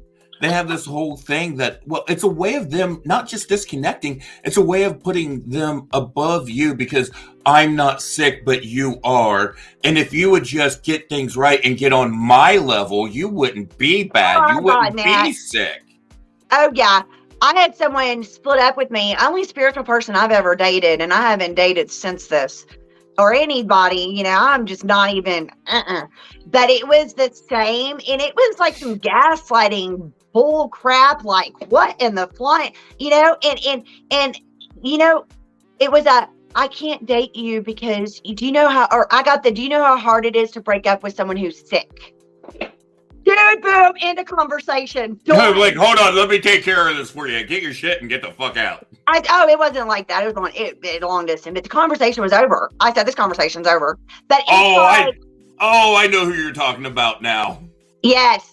And look, like what Melissa said, I've got Cushing's from being on steroids. I've got, I had atrial thrombosis. I survived a blood clot in my heart in December that tried to kill me 3 times. I had a full near death. I'm here for a reason. That's where Dolores Cannon, I love what she says about those with disabilities, is that we're some of the wisest, most ancient souls that are here for very specific reasons during these times of incarnation and the shift from the Kali Yuga, Aquarius age, all that stuff. And by us just being ourselves, we're teaching people acceptance. Well, what a lot of these people don't understand that come and judge us for the way that we I've been blamed too. Oh, yeah. That pisses me off. Oh, yeah. Don't even get me started. I went off an old lady in the grocery store because she was talking to her friend out loud, staring at me and said, oh, she'd be so pretty if she lost weight. And I did. I went off on her. I was, and when I left my grocery cart and everything, and it hurt me. It hurt. And I said, you don't know my history, my medical. You don't know why I'm fat right now. You don't know what my size has always been. You don't know crap. You're judging me and fat shaming. And I told her maybe she need to go look in the mirror, I think, or something. I don't remember, but I straight up had a guy, and I was in a line at a fast food place ordering food, and I ordered a large meal. Like, I ordered the meal and I upsized it. And he's like, well, you don't need that. He said, my ex-husband. And he started, this was some stranger. This wasn't even someone I know. This is just some stranger in line. He's like, well, you don't. Business. He's like, you don't need that. You don't need to eat that much. He said, you should be eating a lot less. And I turned around and I looked at him. I said, either I eat this or I'm going to eat you. You make the choice. And it was funny because the guy behind the counter just fucking lost it. He laughed. I'm like, and I looked at the guy and I'm like, who in the hell is it for you to say to me what I should be doing? I don't know you. Like, seriously. And I told the guy, I said, unless you're going to pay for my food, you have no reason to bitch about what I'm getting. If you have a problem, keep your mouth shut. Exactly. Well, and like going back to like that spiritual new age kind of, they'll sit there and say, like, if you're not fit, you're not, drinking, your whatever water. And, and if you do have health issues and you are chunky or you are, that's that low vibration. If you don't look like Matt Rife. He is kind of cute. He's such a baby to me though. Not mine. Uh-huh. And he's cute. I can totally appreciate how cute he is, but But no, I'm honestly, I brought that up as a funny because of the Matt Rife it's funny though, because Brittany, I don't know if she's still here. I figured out who Matt Rife was. Yeah, we had after the show. Last night I took Tiffany through a whole slew of Matt Rife videos. But no, that rant felt good. I thought what? That rant, Mm-hmm. Speaking out against that stuff, it's not okay. Shaming people in any capacity, no matter what, is not okay. Well, you're speaking your truth. That's what you're doing. And honestly, this is a great month to be doing it because it's Pride Month. I got some Rainbow Mentos. Nice. I've been putting love wins on a bunch of stuff, and I've had people going. I love tasting the rainbow. Absolutely. Speaking of transgenders, eunuchs in ancient cultures were revered. I am not playing. Look it up. Mm-hmm. The goddess in the Native American culture, they have what they call the two spirits. And it's true. And the two spirits are considered some of the most sacred, holy souls within their communities. The two spirits are considered just some of the most beautiful people by the native beliefs. Mm-hmm. Look at Polynesian cultures. Look at mm-hmm. it, and it's like all of a sudden, it's really like an attack on the sub pops, and it's like back off of the peoples, man. All that comes out of that kind of that Protestant kind of that whole Protestant movement, that whole that Protestant morality and laws and that judicial system that was set up and ingrained in these laws that they bring, like it's that Protestant morality that they try to make into legalism. They need to research King James if they want to come thump that at me, because there's some history on King James right there. Yeah, buddy. King James liked to taste the rainbow too. I can destroy, and they're like ready to flamboy me, like break out with your flamethrower creme brulee lighter over there. Like I'm about to get freaking. I'm in hostile territory. Retreat. I swear to God, I was definitely one of the ones when they went to burn me on the cross that I was smoking a cigarette while they were doing it. What spirits? Native American? Two spirits. They call them two-spirit people. Yeah. Native Americans. Yeah. It's people that contain both masculine and feminine. Like usually they'll refer to them like. Honestly, in our culture, it would be people that would be considered transgender or bisexual or along those lines.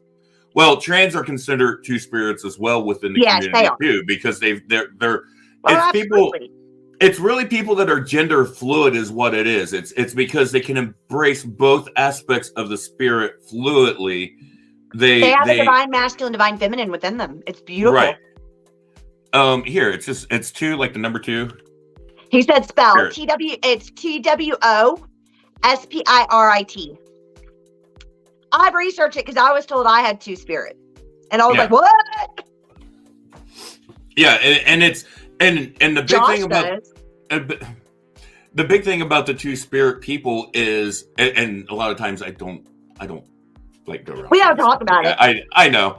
It's just one of those things. I feel weird talking about it. Like I'll talk about being a high oak guy. Like you don't talk about it.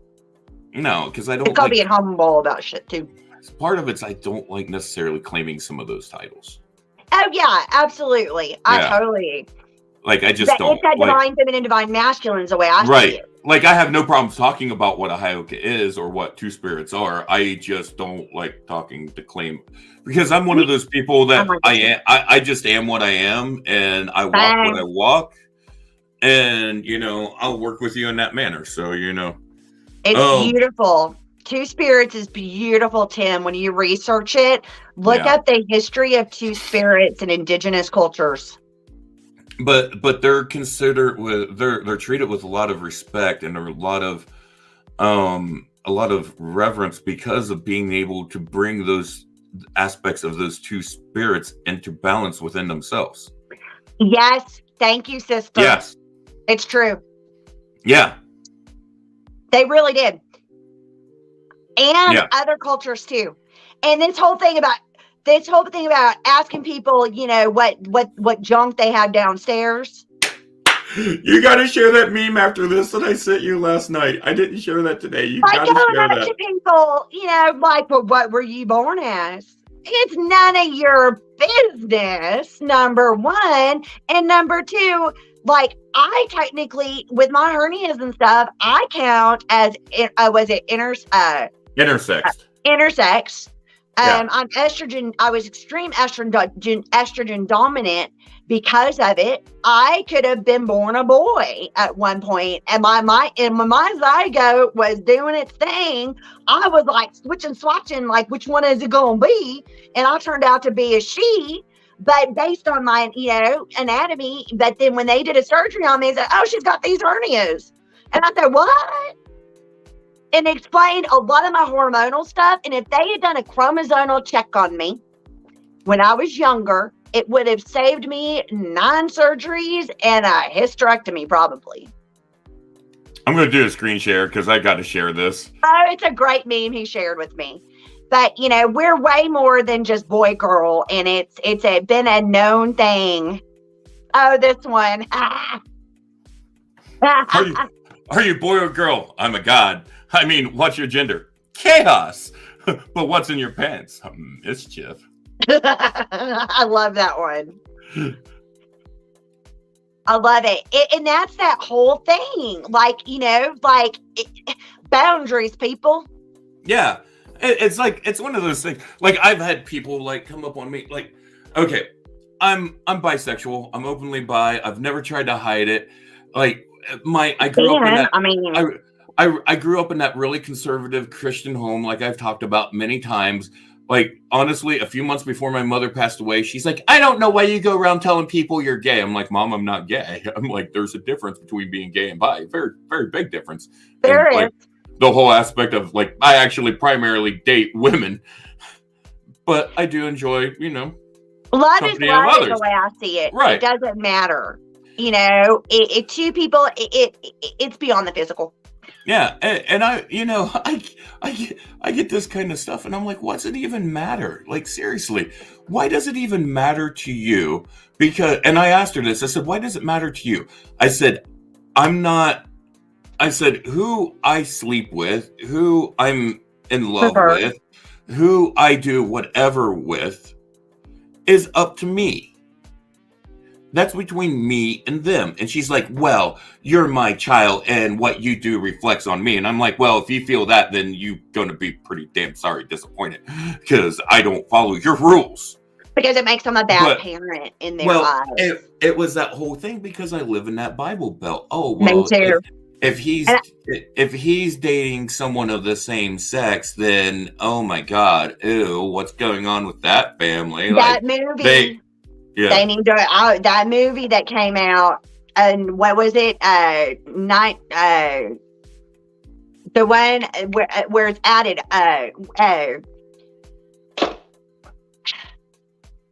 where they added the thou shalt not. They added homosexuality to the Bible. That movie, 19 something.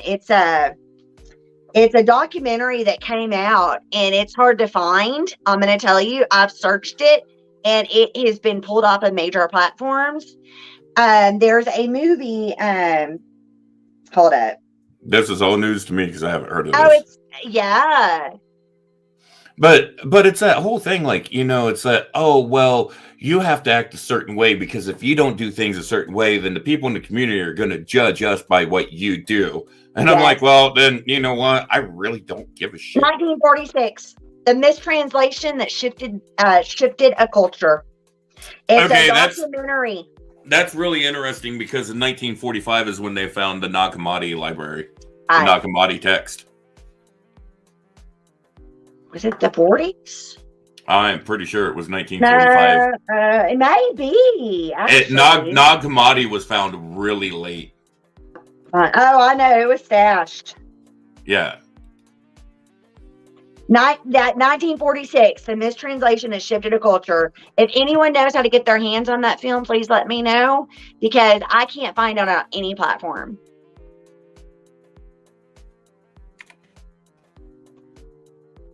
And that film is supposed to be like that documentary. It calls it as it is. 1945. That is insane. Yeah, that's when it was found in 1945. That was when they in Egypt. Yep, they found. That's what I thought. It was 1945. Yep. Yeah, December of 1945. Telling you, 1946. The mistranslation that changed. I've read the synopsis of it because I couldn't find the film.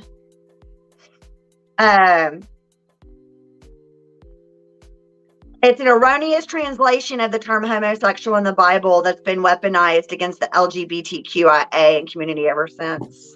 I believe it is too, because I believe it's not meant to be the term homosexual. I believe from the studies that I've seen, it's meant to be the term pedophile.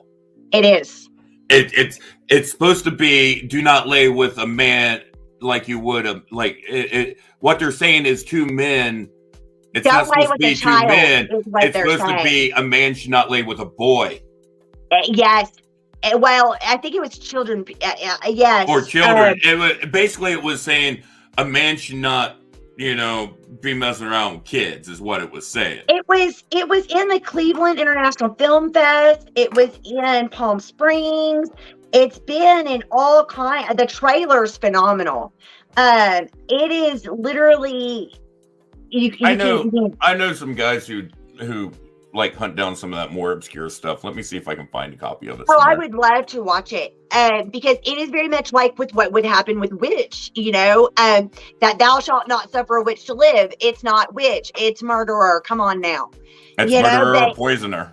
Exactly. That one little tweak like that one little bam. Yep. And it changes culture. And that changes culture. That change happened with King James. That ended up leading to the witch trials that happened in Salem and across. Let's just go into it, and not just the witch trials there. We went into witch trials all across Europe, all across the Americas. And it wasn't just witches. Anybody. No. Yes, anybody.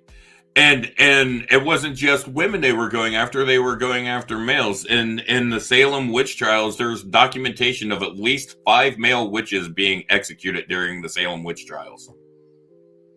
Many, many more women were executed. Many, many, many more women executed. Which, I mean, and they're sitting there and going, well, we're doing this in the name of God. Dude, your God said to love people, not to kill them. Jesus Christ almighty, listen to what he says. Actually, I think it's 2 different gods. The demiurge of the Old Testament, and then the one that Jesus speaks, or Yeshua speaks of, But if you're a Christian, none of that should matter. Everything that should matter is what happened in the New Testament, because Jesus came and said, I come and I make a new covenant and I bring you new commandments. That means the old is passed away. He has sealed that covenant. He has sealed that commandments now this is if you're Christian and you wholly believe this. And if you're a Christian, you should believe this because this is what Jesus said. But a lot of us that are deemed blasphemous are probably more Christian than those that follow the actual religion version. because he said, I come and I make a new covenant and I give you 2 commandments. And one is to love thy Father God above all else or all others, basically putting God first above everything. Love God first. And then the next one was love thy neighbor as thyself. That was the main thing. It was love above all else. Always. Yeah. Love as the main commandment. That is the only thing Jesus really preached in his whole 3 years of his, and it was only 3 years that Jesus done his teachings in the promised land. It was a 3-year time frame, and the only thing he really ever preached was love. He preached love. Love, love, love, love, love. Now, did he go into the temple and kick the holy crap out of some people when people were disrespecting the temple with the money changers and stuff? Oh yeah, he was a badass. Don't mess with the man. He got medieval on some people. He's teaching them how to do it. He's like, watch, I'm going to write the book. You grab the scourge, kick over some tables, beat the shit out of the people that are being disrespectful, chase them out of the temple, restore the order and the sanctity to the temple. So I've been reading Jerome and his conflict with translating the canonizing Bible for Pope Damasus first. Yeah. Tim, you should check out the Nag Hammadi. The Nag Hammadi library online. It's beautiful. Actually, what you should check out, Tim, is the Ethiopian Bible. The Ethiopian, the Syriac text is phenomenal as well, because it includes the text of Adam and Eve. It includes a lot. And it wasn't even known as Ethiopia then. It was known as the Kingdom of Cush. The Cushites were very, very, very advanced in a lot of stuff. A lot of the things that the Egyptians took, as far as like the way they built the pyramids and they done the way they entombed people and stuff. A lot of that is believed that came from the Cushites. That came from the Kingdom of Cush. The Ethiopian Bible is it's a Syrian. But it wasn't even known as Ethiopia, I believe, when that Bible was in translation. There, it was still Cush. Yes, it was. That's why they call it after the language. It is the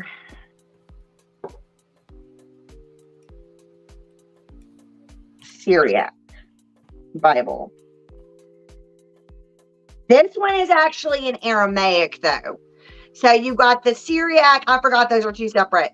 The Syriac and then the Ethiopian, but the Syriac does contain the original translations from Aramaic, from the original text. So it includes the book of Adam and Eve. It includes a totally different story of Noah, y'all.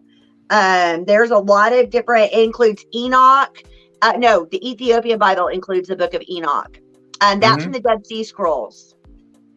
I'm going to share what these are right here. The Syriac.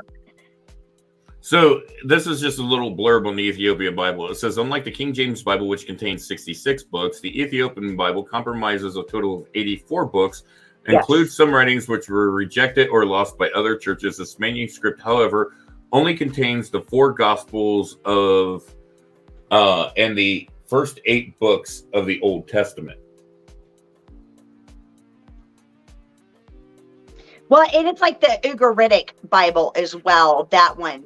You know what I like about that, having the 4 Gospels and not all the other crap in there, is a lot of that stuff past the Gospels was written by Paul. Yeah, well, that's that whole, don't get me started. Yeah. Oh, we can go down that rabbit hole because I have all kinds of. Oh, Deuteronomy. Remember the other day when I said I was pissed off about a scripture that I was looking up and stuff? I was looking up the whole thing in Deuteronomy about a man should not wear a woman's clothes and vice versa. You know what I find really funny about that is in Deuteronomy, if you looked at the context of how they were laying out all these laws, is there were laws pertaining to how men should be, how women should be, how you should deal with this, how you should deal with that. But that one is placed right in the middle of a bunch of text about how humans should interact with animals. Yeah.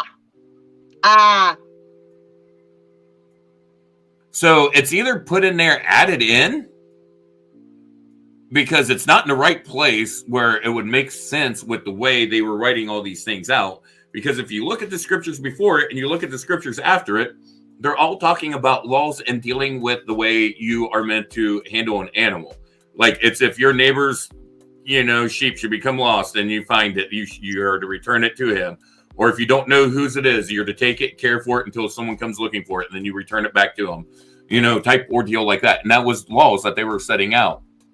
And then in the middle of all these laws about how you're supposed to care for animals and livestock and, take care of all this stuff, there's this one scripture about a man should not wear garments of a woman and a woman should not wear garments of a man. And people use this for the trans and the drag, and they use that as a weapon. And I'm sitting there and I'm looking at this stuff and I'm looking at in the Bible in the context. And I'm like, it doesn't fit in the context of the scripture where they're talking.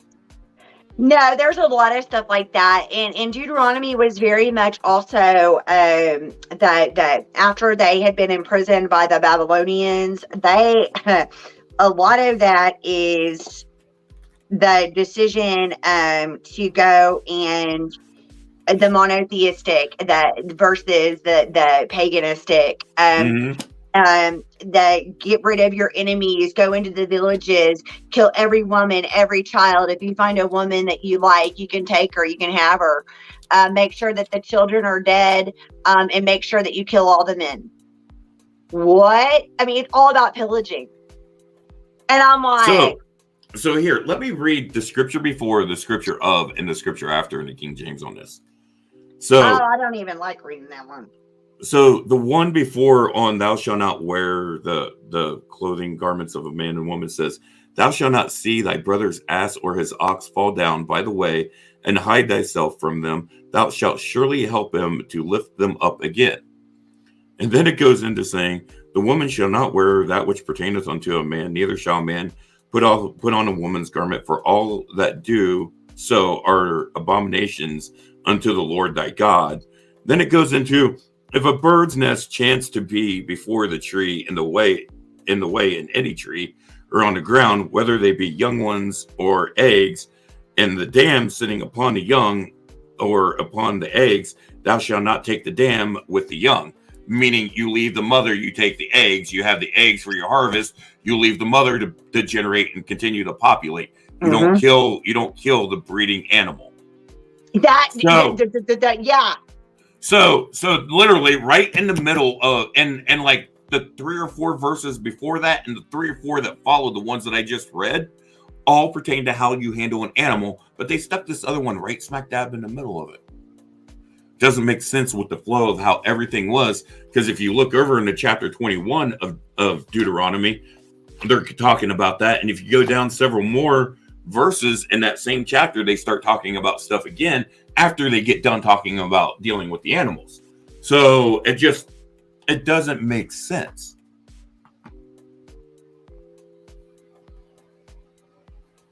Yeah, absolutely, Tim. And the fact that, honestly, a lot of the books in the Bible were written hundreds, if not thousands of years after the events actually happened. Exactly. Like, during the time of Genesis, there wasn't some dude walking around taking notes. Blasphemy that I said that to. Oh yeah, I'd be told it's blasphemy, and that's actual historical, empirical evidence that they know for sure. When you say Matthew, Mark, Luke, and John didn't actually write it, oh my word. Not at all. It was written like 1st to 2nd century AD. So Matthew, Mark, Luke, and John would already all be dead.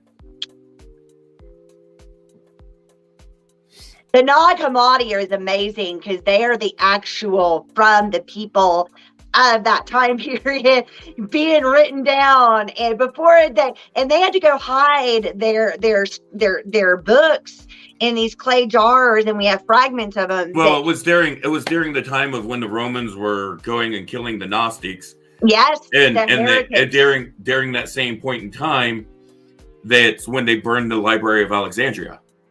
Yes. Because the Library of Alexandria contained all the mystic, it contained all the scrolls and all the teachings from the mystic schools, from the mystery schools, from these esoteric teachings, stuff that the Christians and the Romans didn't want out. Even though at one point in time the Romans were killing the Christians, it eventually became that the Christians took control of Rome. Well, like at Constantine. Yeah. I mean, that's the whole Nicene stuff. I mean, it was during all that time period. Yeah. There's this whole thing about crap, I lost it. I don't know where it went. I'm getting tired, Josh. We've been on for 2 hours, so we can go ahead and call this.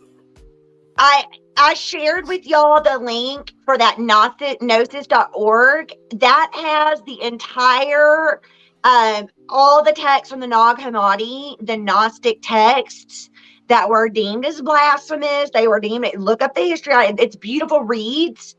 Anything use discernment, anything trust your intuition in your own soul yourself. But it resonated with me when I read it in college, when I was taking Bible literature classes, because my bachelor's is in humanities.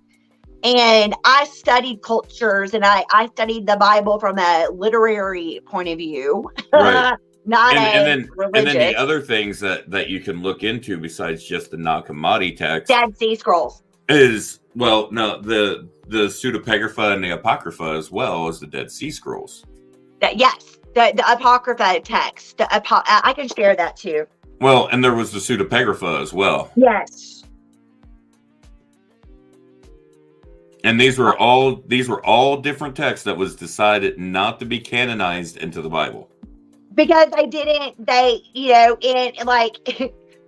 they taught a very different version. Mm-hmm. And God is in me and God is in you, because God is in everything. Tammy, be very careful with the weather out there. Be safe. Much love, Tammy. Yes, please be safe. For Josh and Tiff to think about. I'm looking for a deity. Any suggestions? Melissa, I say check into your ancestral lineage if you know it. A lot of us are very naturally called to the deities of our ancestors. I can send you some really good articles. I'll send you some. And I'm going to say, I don't worship deities. Okay. No. I will work with them like I'll work with archangels. I see them as part of a hierarchy. I believe in source consciousness. I believe in a cosmic divine.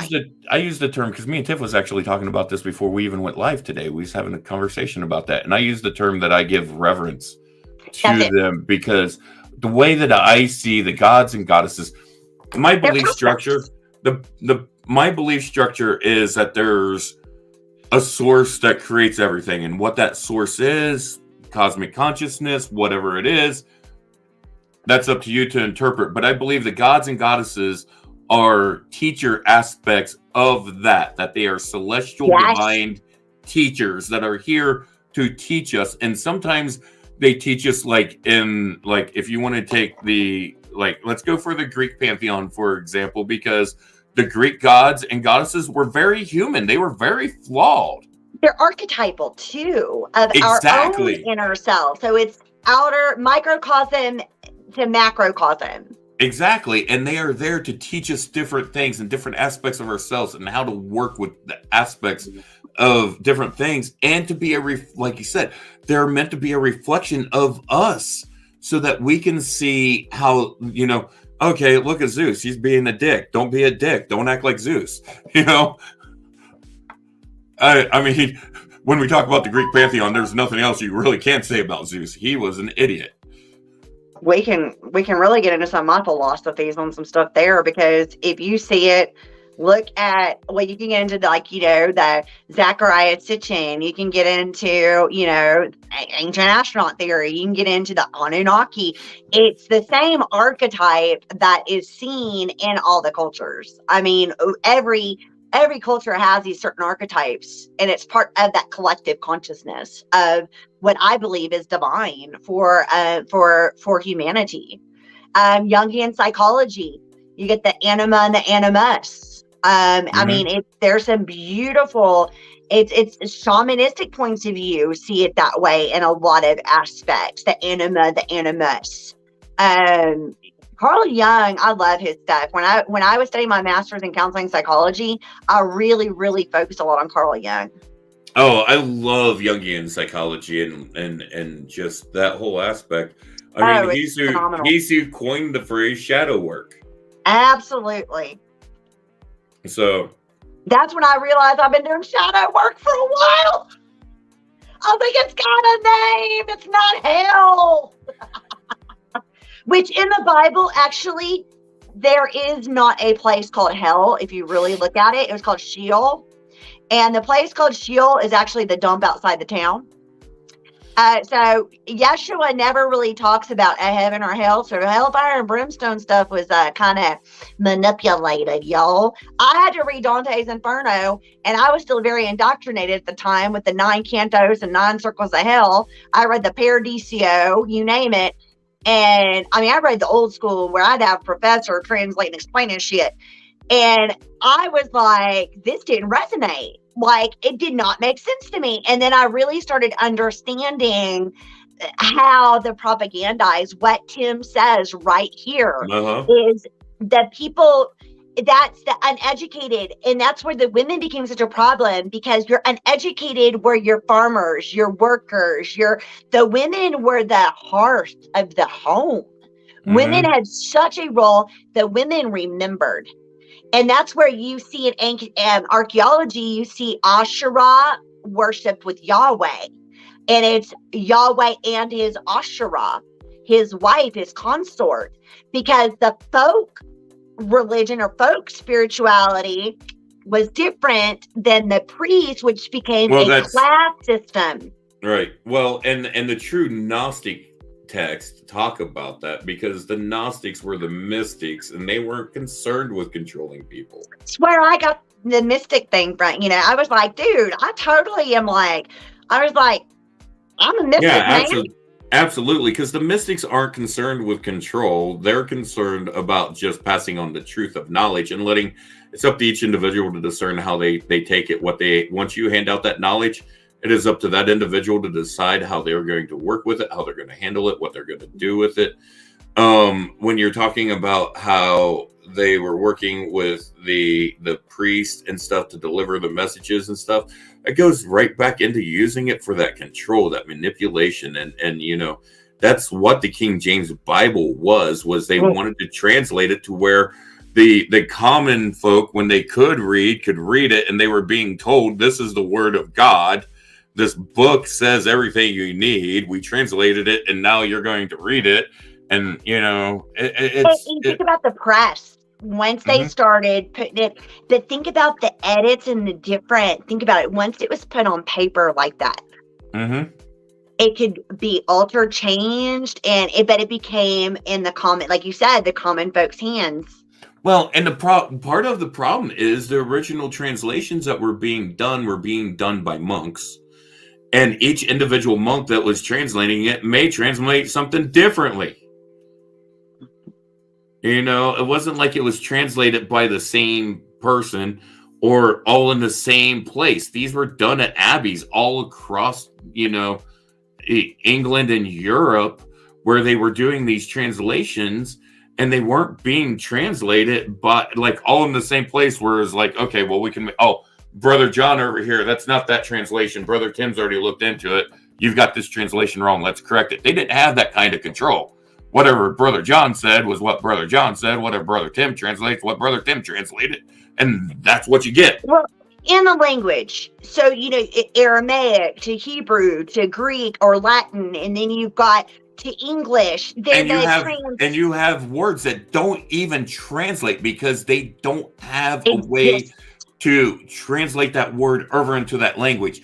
They might be able to get something similar, but it's not the actual translation of what that was trying to denote. And then that's where you get little things like, they will throw in a word that deals with, instead of, one thing, it'll be something like 1946, the mistranslation that affected a culture, And with anything, it's that discernment.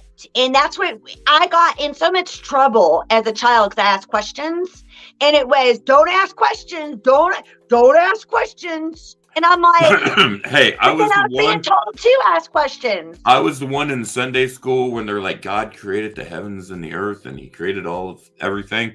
And I looked up, raised my hand, and I looked right at the Sunday school teacher. I said, well, then who created God? Exactly. I'm like 5-6 years old. This is the childlike innocence, wonder, curiosity. I was told to shut up, not to say that question ever again, and to go out of the Sunday school room, to go out front and sit with my parents out in the main auditorium. That I was not to be into the Sunday school because my little question was going to corrupt the other kids. That I had a weird thing when they were talking about Adam and Eve and Cain and Abel and Seth, and then Cain gets kicked out and goes and marries a woman from another tribe. But they I asked him that too. I'm like, where'd the other woman come from? I was like, well, who was the other people? I don't understand. I was like, and I got in trouble. It's because they didn't have answers. Well, because you're taught not to question. And that is a dangerous thing. Straight up, I will tell you, the people that are in those churches, at least the ones that I was in, the ones that I was in, they did not have the ability to answer that question, and Oh, yeah. because they had no knowledge of it, because they didn't care to have knowledge of it. And I will tell you, those same people, if I'd go to them today and ask them that same question, they still wouldn't have any knowledge of it. And it is out there where you can access it if you want. Well, because they don't look into it because it's a blind faith. And I had even been told by a preacher that I was sent to try to talk to me about my stuff, and that preacher was just like, and I was like, blind faith is a scary, scary, scary thing. And he said, blind faith is dangerous. And I said, amen, hallelujah. Yep. Don't ask questions. What? Yeah. Don't do your research. Don't understand. The Bible. Hey, and I will say this. I will say this. Authors F, you've got authors J, you've got authors K, you've got authors. There's even one that they think might have been a female. Well, she's author F. And some of those books, like Genesis, weren't written by just one author. There's 4. Yeah. And there's 2 creation stories. There's the creation of the earth and creation of man. Which one are we talking about? Because the Torah has a different translated version of, and theirs includes Lilith. Actually, that was in there's another text that includes, but there was not just Adam and Eve, y'all. No, not at all. I think it's a whole genetic manipulation crap with some, ancient aliens kind of coming down here and messing with some stuffy with us. I don't know what all it was, but I know that what it is a lot of manipulation by people not wanting to reveal the truth. And if we really want the truth, there's about 50 miles of tunnels underneath the Vatican in Rome that probably has all the information we need. They're just locking it away and keeping it from us.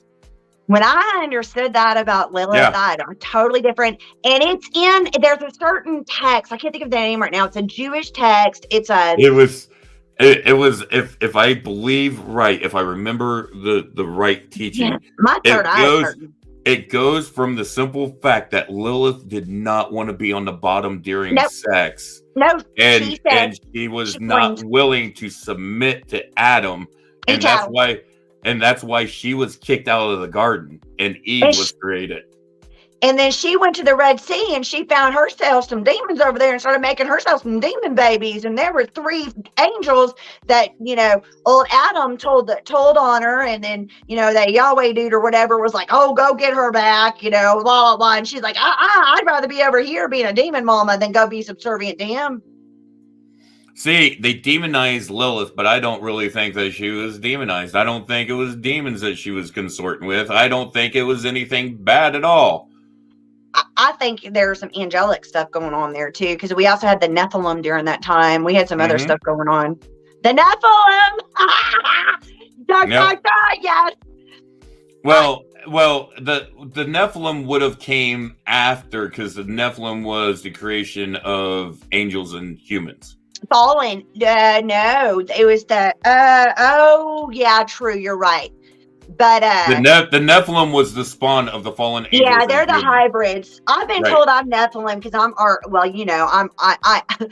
got a really weird rare blood type, y'all. I'm 1% of the population. And I don't talk about it much, but I'm RH negative, and I got all kinds of questions on that one. Because I've been told I'm everything from Anunnaki to demon spawn to Nephilim to fallen angels to I don't know. I claim it all. I'm an Anunnaki, demon spawn, Nephilim, whatever the fuck you want to call me. I don't care. And I'm like, have they not met me? I'm just me. I'm just me. Yeah, exactly. I knew it, Melissa. Do you know how many RHs of negatives I collect? I've told Josh I'm a magnet for my people. She thinks I'm RH negative. I've never been tested. I don't know. I'm pretty sure you are, and you've got the red hair. A lot of RHs, we've got red and blonde hair in that family lineage. Green eyes. That's another one. Psychic abilities, empaths, you name it. I got the hazel eyes that shift colors. Yes, the descendants of the Watchers from the Book of Enoch. Yep. And human females. I question whether those Watchers who came and taught us things such as makeup were really that bad. because I think they're the founders of civilization after the deluge, is what I think. And they tried to help us in a lot of ways. But oh, heaven forbid we learned astrology, which was the Magi, that came in and found Jesus. What were they doing? They were following a star, weren't they? Yep. They're following Sirius.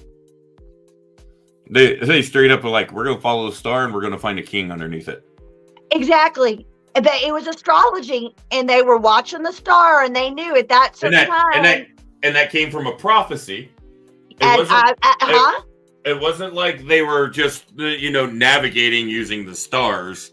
They were using a very specific star that a prophecy was said, a king will be born under the star, under this time frame.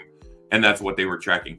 I got to scratch my back. I got my back scratcher. I'm a cusp. I know some astrologers will come at me for that one. I believe in cusps in astrology.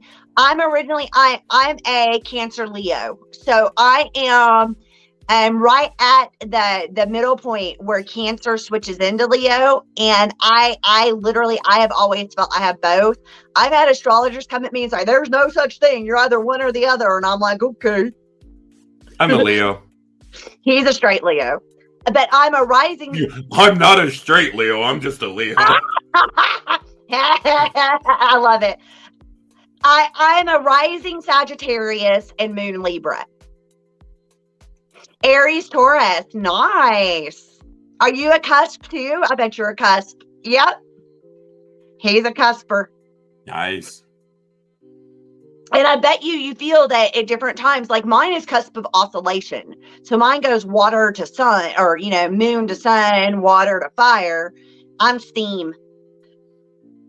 I like this because this goes back to the, you just took it off of there. Oh, I see. Stop it. Let me put it up there. I got it. Sun, Libra, moon. Yep. This on going back to talking about like the Watchers and stuff, because that's where this came in. I love them, their story. I believe like Machu Picchu and stuff like that were actually built by this is going to be one I'm going to throw out there, the Lost Tribes of Israel. Okay. So Atlantis, we're talking, are we going to get into Atlantis and Lost Tribes of Israel? I don't necessarily see as Lost Tribes of Israel. I mean, you could say the 12th tribe, the tribe of Dan, maybe. Here's part of the reason why I think that the tribes of Israel traveled to the Americas. They have done genetic DNA testing on Native American cultures within the United States. RH negatives have it too. Almost every single... It's a halo group. Hold on. Almost every single... I think you're going on to something different than what I'm going on to. Okay. Tiff. Every single Native American group in the North America and even like in the North and South Americas share similar DNA traits and structures with each other. Except for one major tribe, which is the Cherokee. Cherokee tribe, they share more genetic traits with the old children of Israel than they do. I read that. So they believe that the Cherokee tribe is actually one of the lost tribes that had left Egypt or left Israel after everything went down, because they weren't cool with how shit went down in the Promised Land when they moved in, and so they left and took off. Haplogroup T. Yeah. The percentage for Egypt is 25%. Cherokee's 26%. And I believe that that tribe, in order to be able to travel the way that they did, had advanced technologies. I believe they were advanced crafters and builders. They brought that technology to the New Worlds and used it to create temples. What is that? See, I think, after the deluge, the shining people, the great sages that all these different cultures talk about, there's something there too. It's haplogroup T for that one. And it is linked to Egypt. I had fallen down that rabbit hole. Because I was trying to understand, like the Rh negatives, we come out of nowhere, y'all. We don't have the rhesus monkey proteins on in our blood type. That's why we're Rh negative. And with that, they can't figure out when and where we come in. And that's why Rh negatives mothers can usually only have one child with a father that's Rh positive. And then after that, they have to get the shot because their body deems like interspecies, like a lion and a tiger. Their body, or a mule and a horse. Wait, no, a donkey and a horse make a mule. Whatever. Yeah. Ligers, and it's the it's not compatible, and the mother's body will not carry the child to term. And that's where there's the studies on it are kind of few and far in between too, as far as like digging in the science of it. Some suggest that we found the Denisovians. Look at that. There's a whole nother branch of hominids out there, Cro-Magnon. We've got the Neanderthal, and I believe they all intermix, just like in Lord of the Rings. They were all intermixing in Lord of the Rings too. And Rh negatives pop in somewhere. And I have been trying to understand the mystery of this one. Yep, look what Melissa said. Yep. She needed the shot.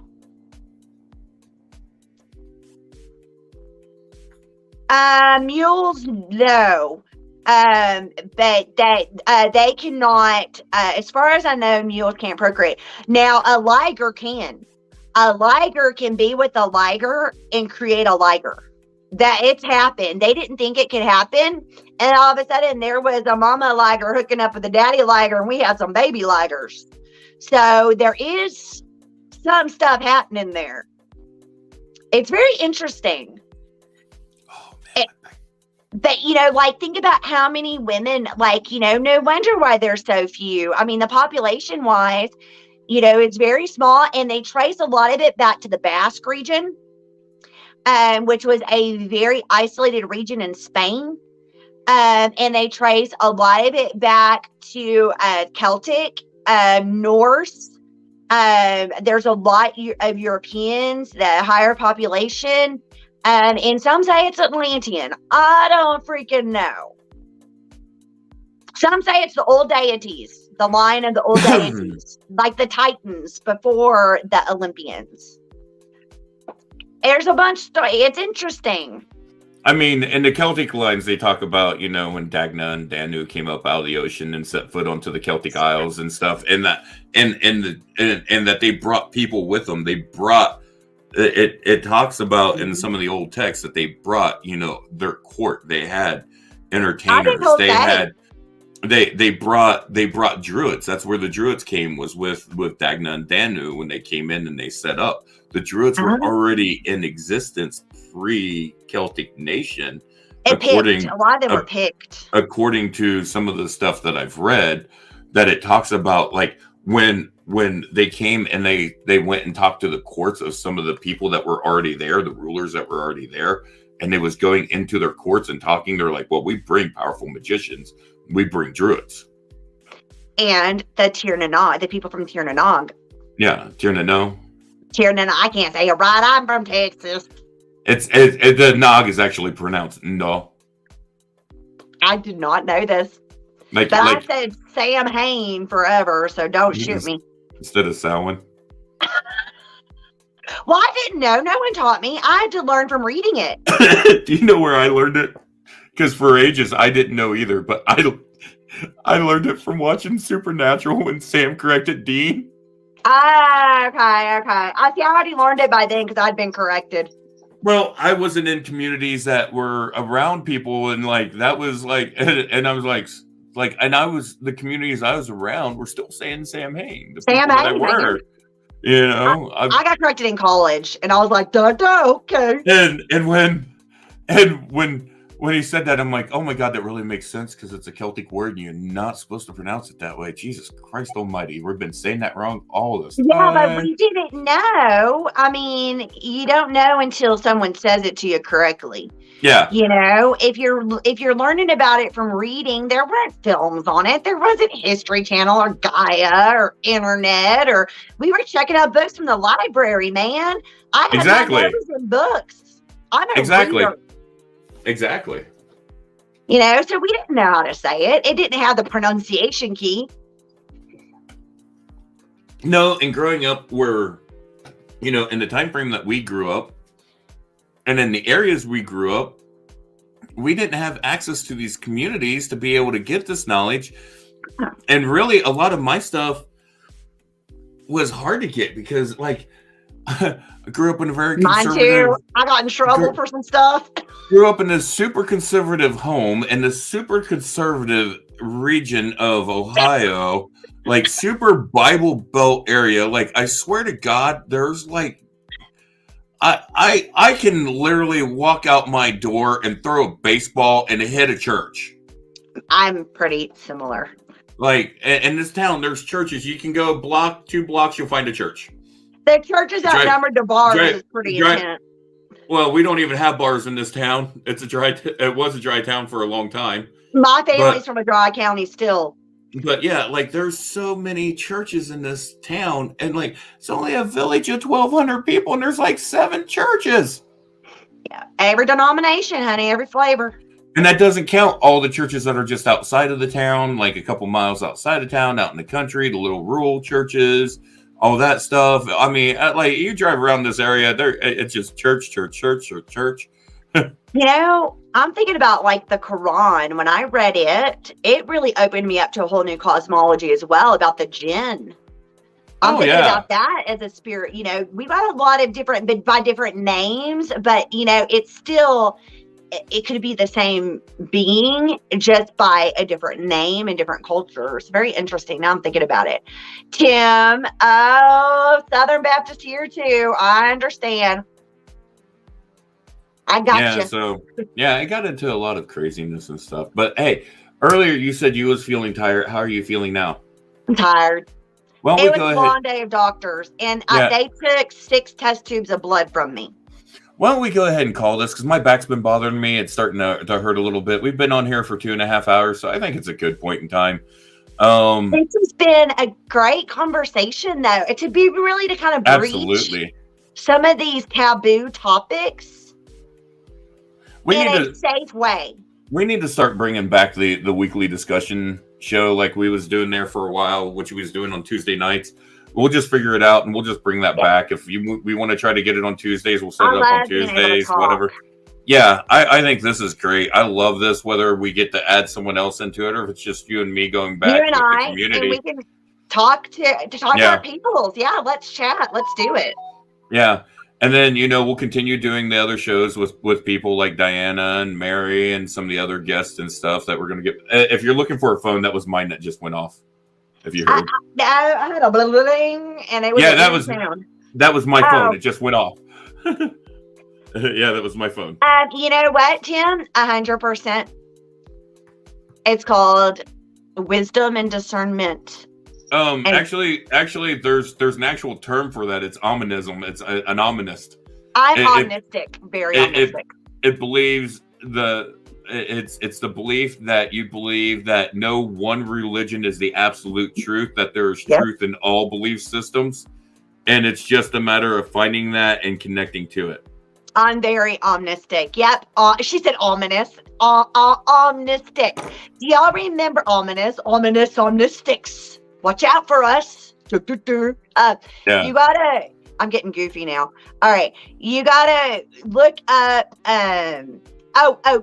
you remember the coexist stickers that showed like all the different world religions? Spell check. I love you. I know what you meant. Like me and Nintendo. I didn't Nintendo. Yeah, I didn't Nintendo.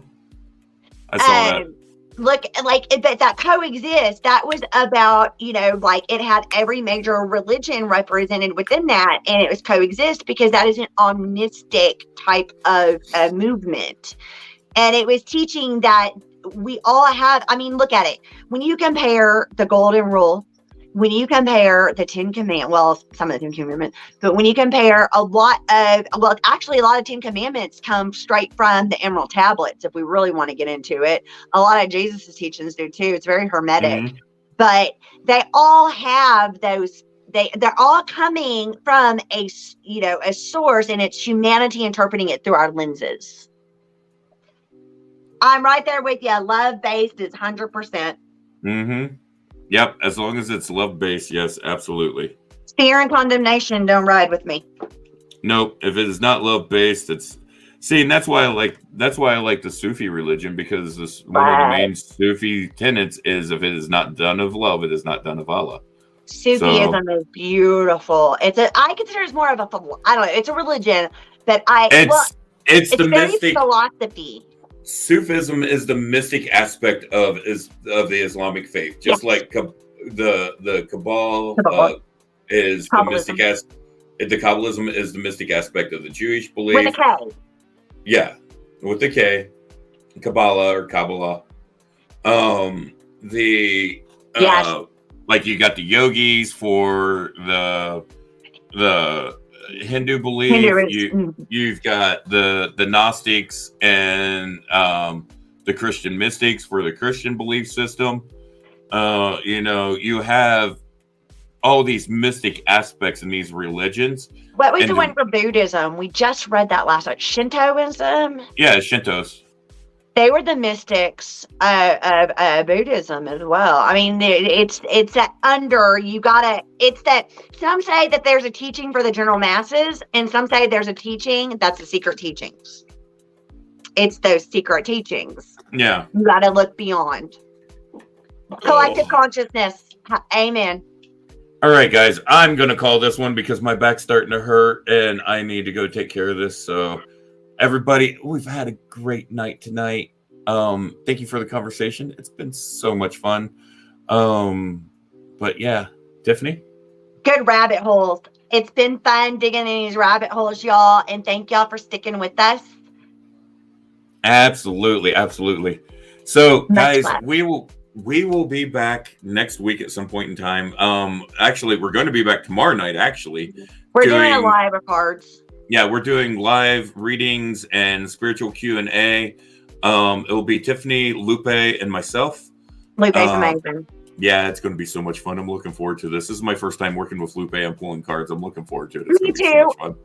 I worked with her with Reiki, but not with cards. But I'm down. Let's do it. Yeah, this is going to be so much fun. So we'll be back tomorrow night. We're doing that at 10 p.m. Eastern, 9 Central. So if you want to head up tomorrow night, we're going to be doing that. We'll be here. Come hang out with us, chill, relax. We'll be doing pools. We'll be doing questions, just like we always do. And then some point in time next week, over the weekend, we'll get everything figured out and we'll set up a night that we're going to start doing these kind of discussion nights and stuff. And then as soon as Diana is feeling good enough, we will get her scheduled back in. And we'll break into this conversation that we planned to tonight. She's really looking forward to this. She's really, really sorry she couldn't make it tonight. I love her. But, once again, we wish you a speedy recovery, Diana. Just take time, rest, heal up. You got to take care of you, boo. Yeah. We'll be here. We ain't going anywhere. That's what I told her. I said, we can just reschedule. I said, everything will be fine. I said, obviously, we weren't meant to do that show tonight, that there's another reason. And it's a timing thing because maybe the people that really need to hear it weren't available tonight to be there for it. Well, and maybe we're meant to be having this exact conversation at this exact moment. Exactly. Everything works for a reason. It all worked out the way it was supposed to, the way it was meant to, for the reasons it was meant to. Same reason. Goes back to the same reason why we have our illnesses. They are something that we learn from. They teach us. We're meant to have these. We work with these. We learn from these. We use those to help in our practice with other people. They are an aspect of our gift that we learn to work with. But we'll go into that later. Everybody, Have a good night. Be blessed. Enjoy your night, and we will see you tomorrow. Blessed be everybody. Good night. And much love to both of y'all that are hanging out. It says 4. We got 2 that are talking. To the other 2, good night. Well, I honestly don't think that counts us, so I think there's actually 4 watching us. I think so. Yep. So I will see y'all later. Have a good night. Good night, y'all.